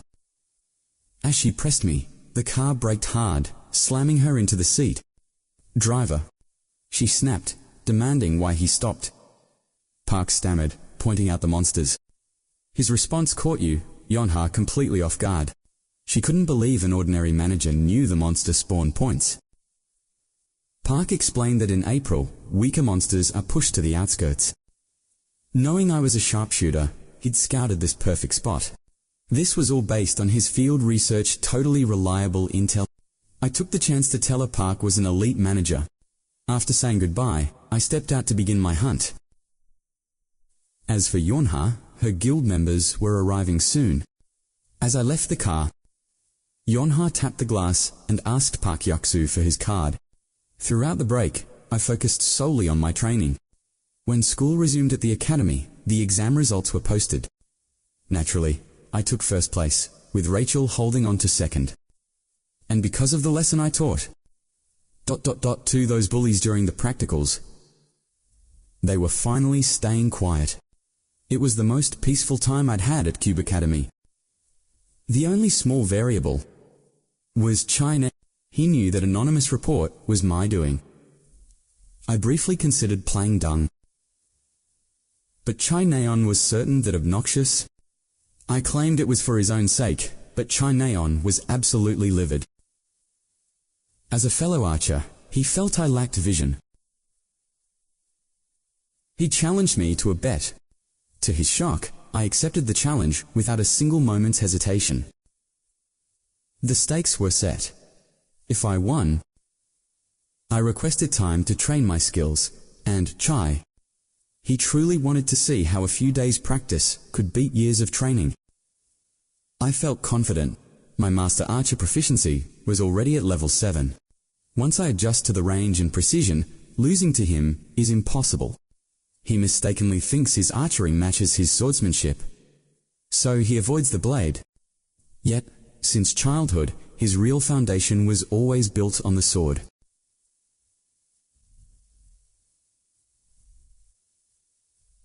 Gentle words weren't working. I realized this bet was the only way forward. With midterms finally over, the club's activities have officially kicked back into gear. Aside from some sudden twists, everything follows the original story script. The next arc involves the assassination of a billionaire in peace.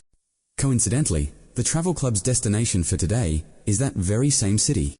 This dark chapter begins with a murder notice from an elite assassination guild. The target is a billionaire named Bethel, famous for his kind and frugal nature. However, in this world, appearances are almost always a deceptive lie. His true identity is Belvica, heartless scammer and an utterly irredeemable villain. Though he went to great lengths to hide his blood-stained past, the organization Dark Footprints is now dead set on taking his life. In the original novel, Bethel was paralyzed with terror after receiving the warning. Luckily, he overheard President O'Neil planning a trip for the students. Upon hearing the group was still searching for a place to stay, Bethel invited the students to live at his villa, seeking human shields. Just then, my computer pinged with a message from the Purple Banquet. Someone reached out to my truth agency. This was my first official commission. I immediately sharpened my focus.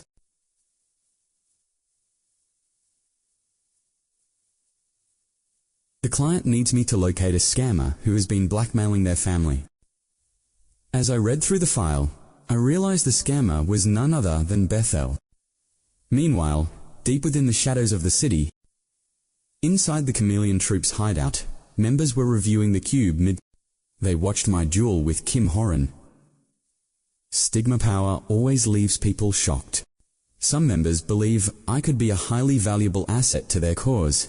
Others were skeptical, wondering why they were analyzing a rookie so intensely. One particular member was certain that the odds of me joining were high. He was pleased that I have no living family and no romantic ties.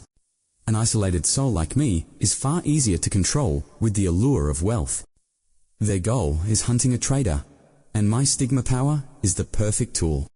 Because of that, the majority of the group agreed to recruit me. Suddenly, a woman objected, "Only the black seat remains for the strongest." And the color black once belonged to the man who betrayed the former captain. Ki Jun-jin steps up, offering his red seat to the rookie, but his bold proposal sparked an instant wave of backlash. The others mocked his foolishness, questioning his mediocre strength. With tensions rising, Jarun suggested a standard majority rule vote. The captain then officially polled the group. Recruit Kim had... The result was predictable. 8 votes for. The Chameleon Troop's recruitment of Hajin had officially begun. Afterward, the leader tossed an invitation to a woman named Jin. It was a gala mission. Steal a mythic grade ring from Jin, the troop's yellow seat. That unawakened mythic ring soon became a target for both sides. The very next day, after Jin took the mission, our travel club members teleported straight to the heart of Pulis. Upon arrival, Hanseok organized a lottery to decide our teams. In the original novel, Yonha and Suho were destined partners. I didn't care who I got, but fate paired me with Na. She looked absolutely her face was pure annoyance. Suddenly, a loud gasp erupted from the crowd nearby. Turning back, I saw Hanseok embracing a girl passionately. Finally, everyone understood his hidden motive for choosing. The activity was just a cover to see his girlfriend.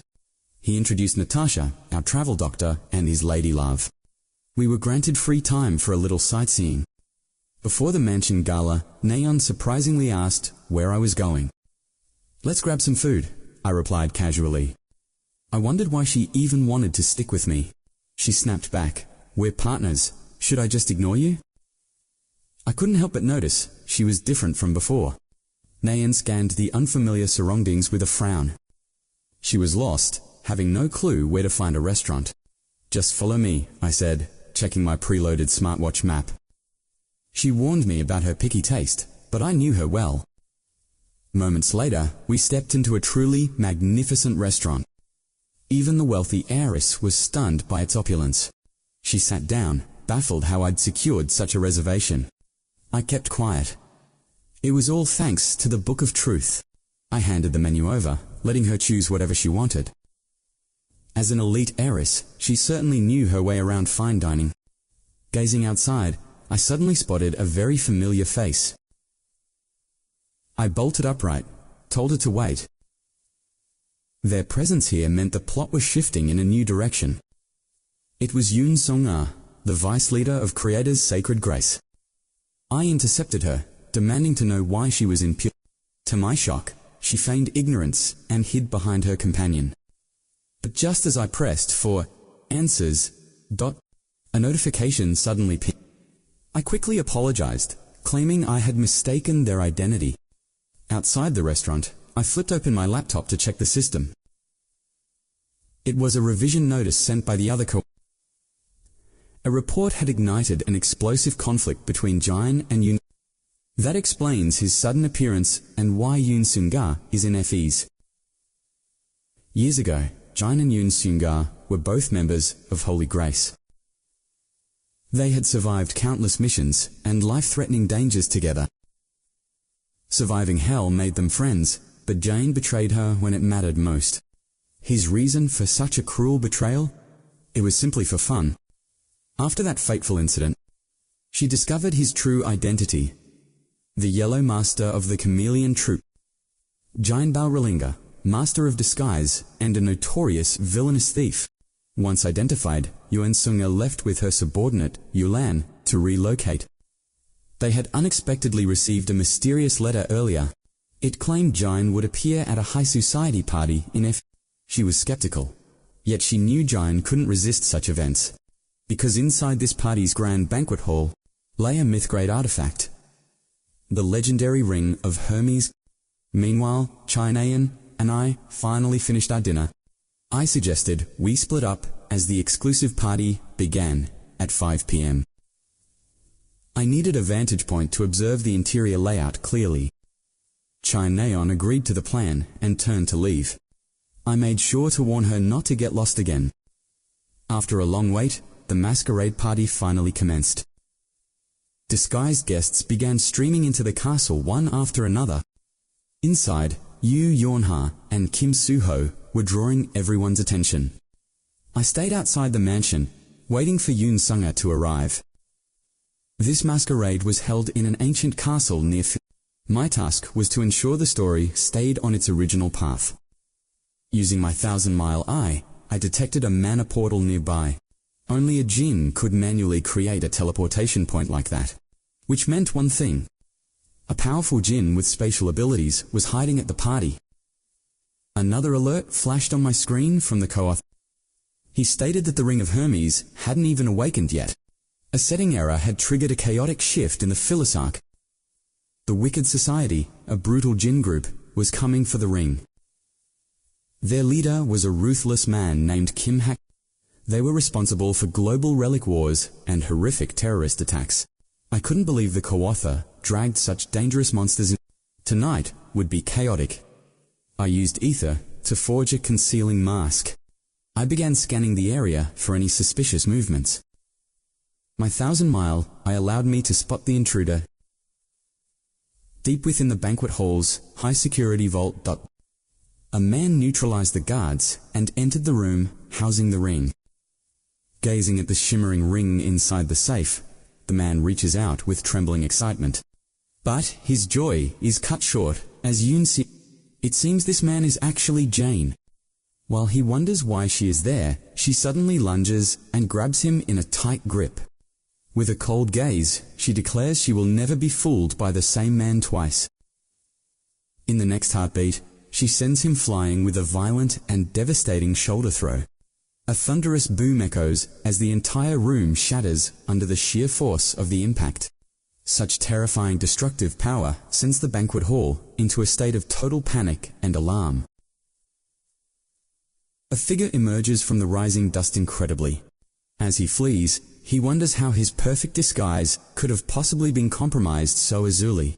But Yoon Seong-ga is now absolutely consumed by a burning and righteous fury. How could she ever fail to recognize his aura, his tone?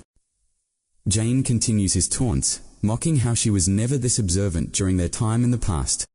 His betrayal clearly left a deep scar, and the memory only fans the flames of her rage.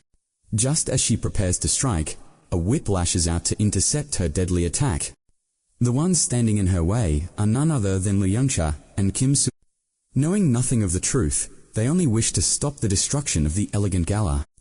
In an instant, the entire ballroom descends into a whirlwind of absolute mayhem and chaos.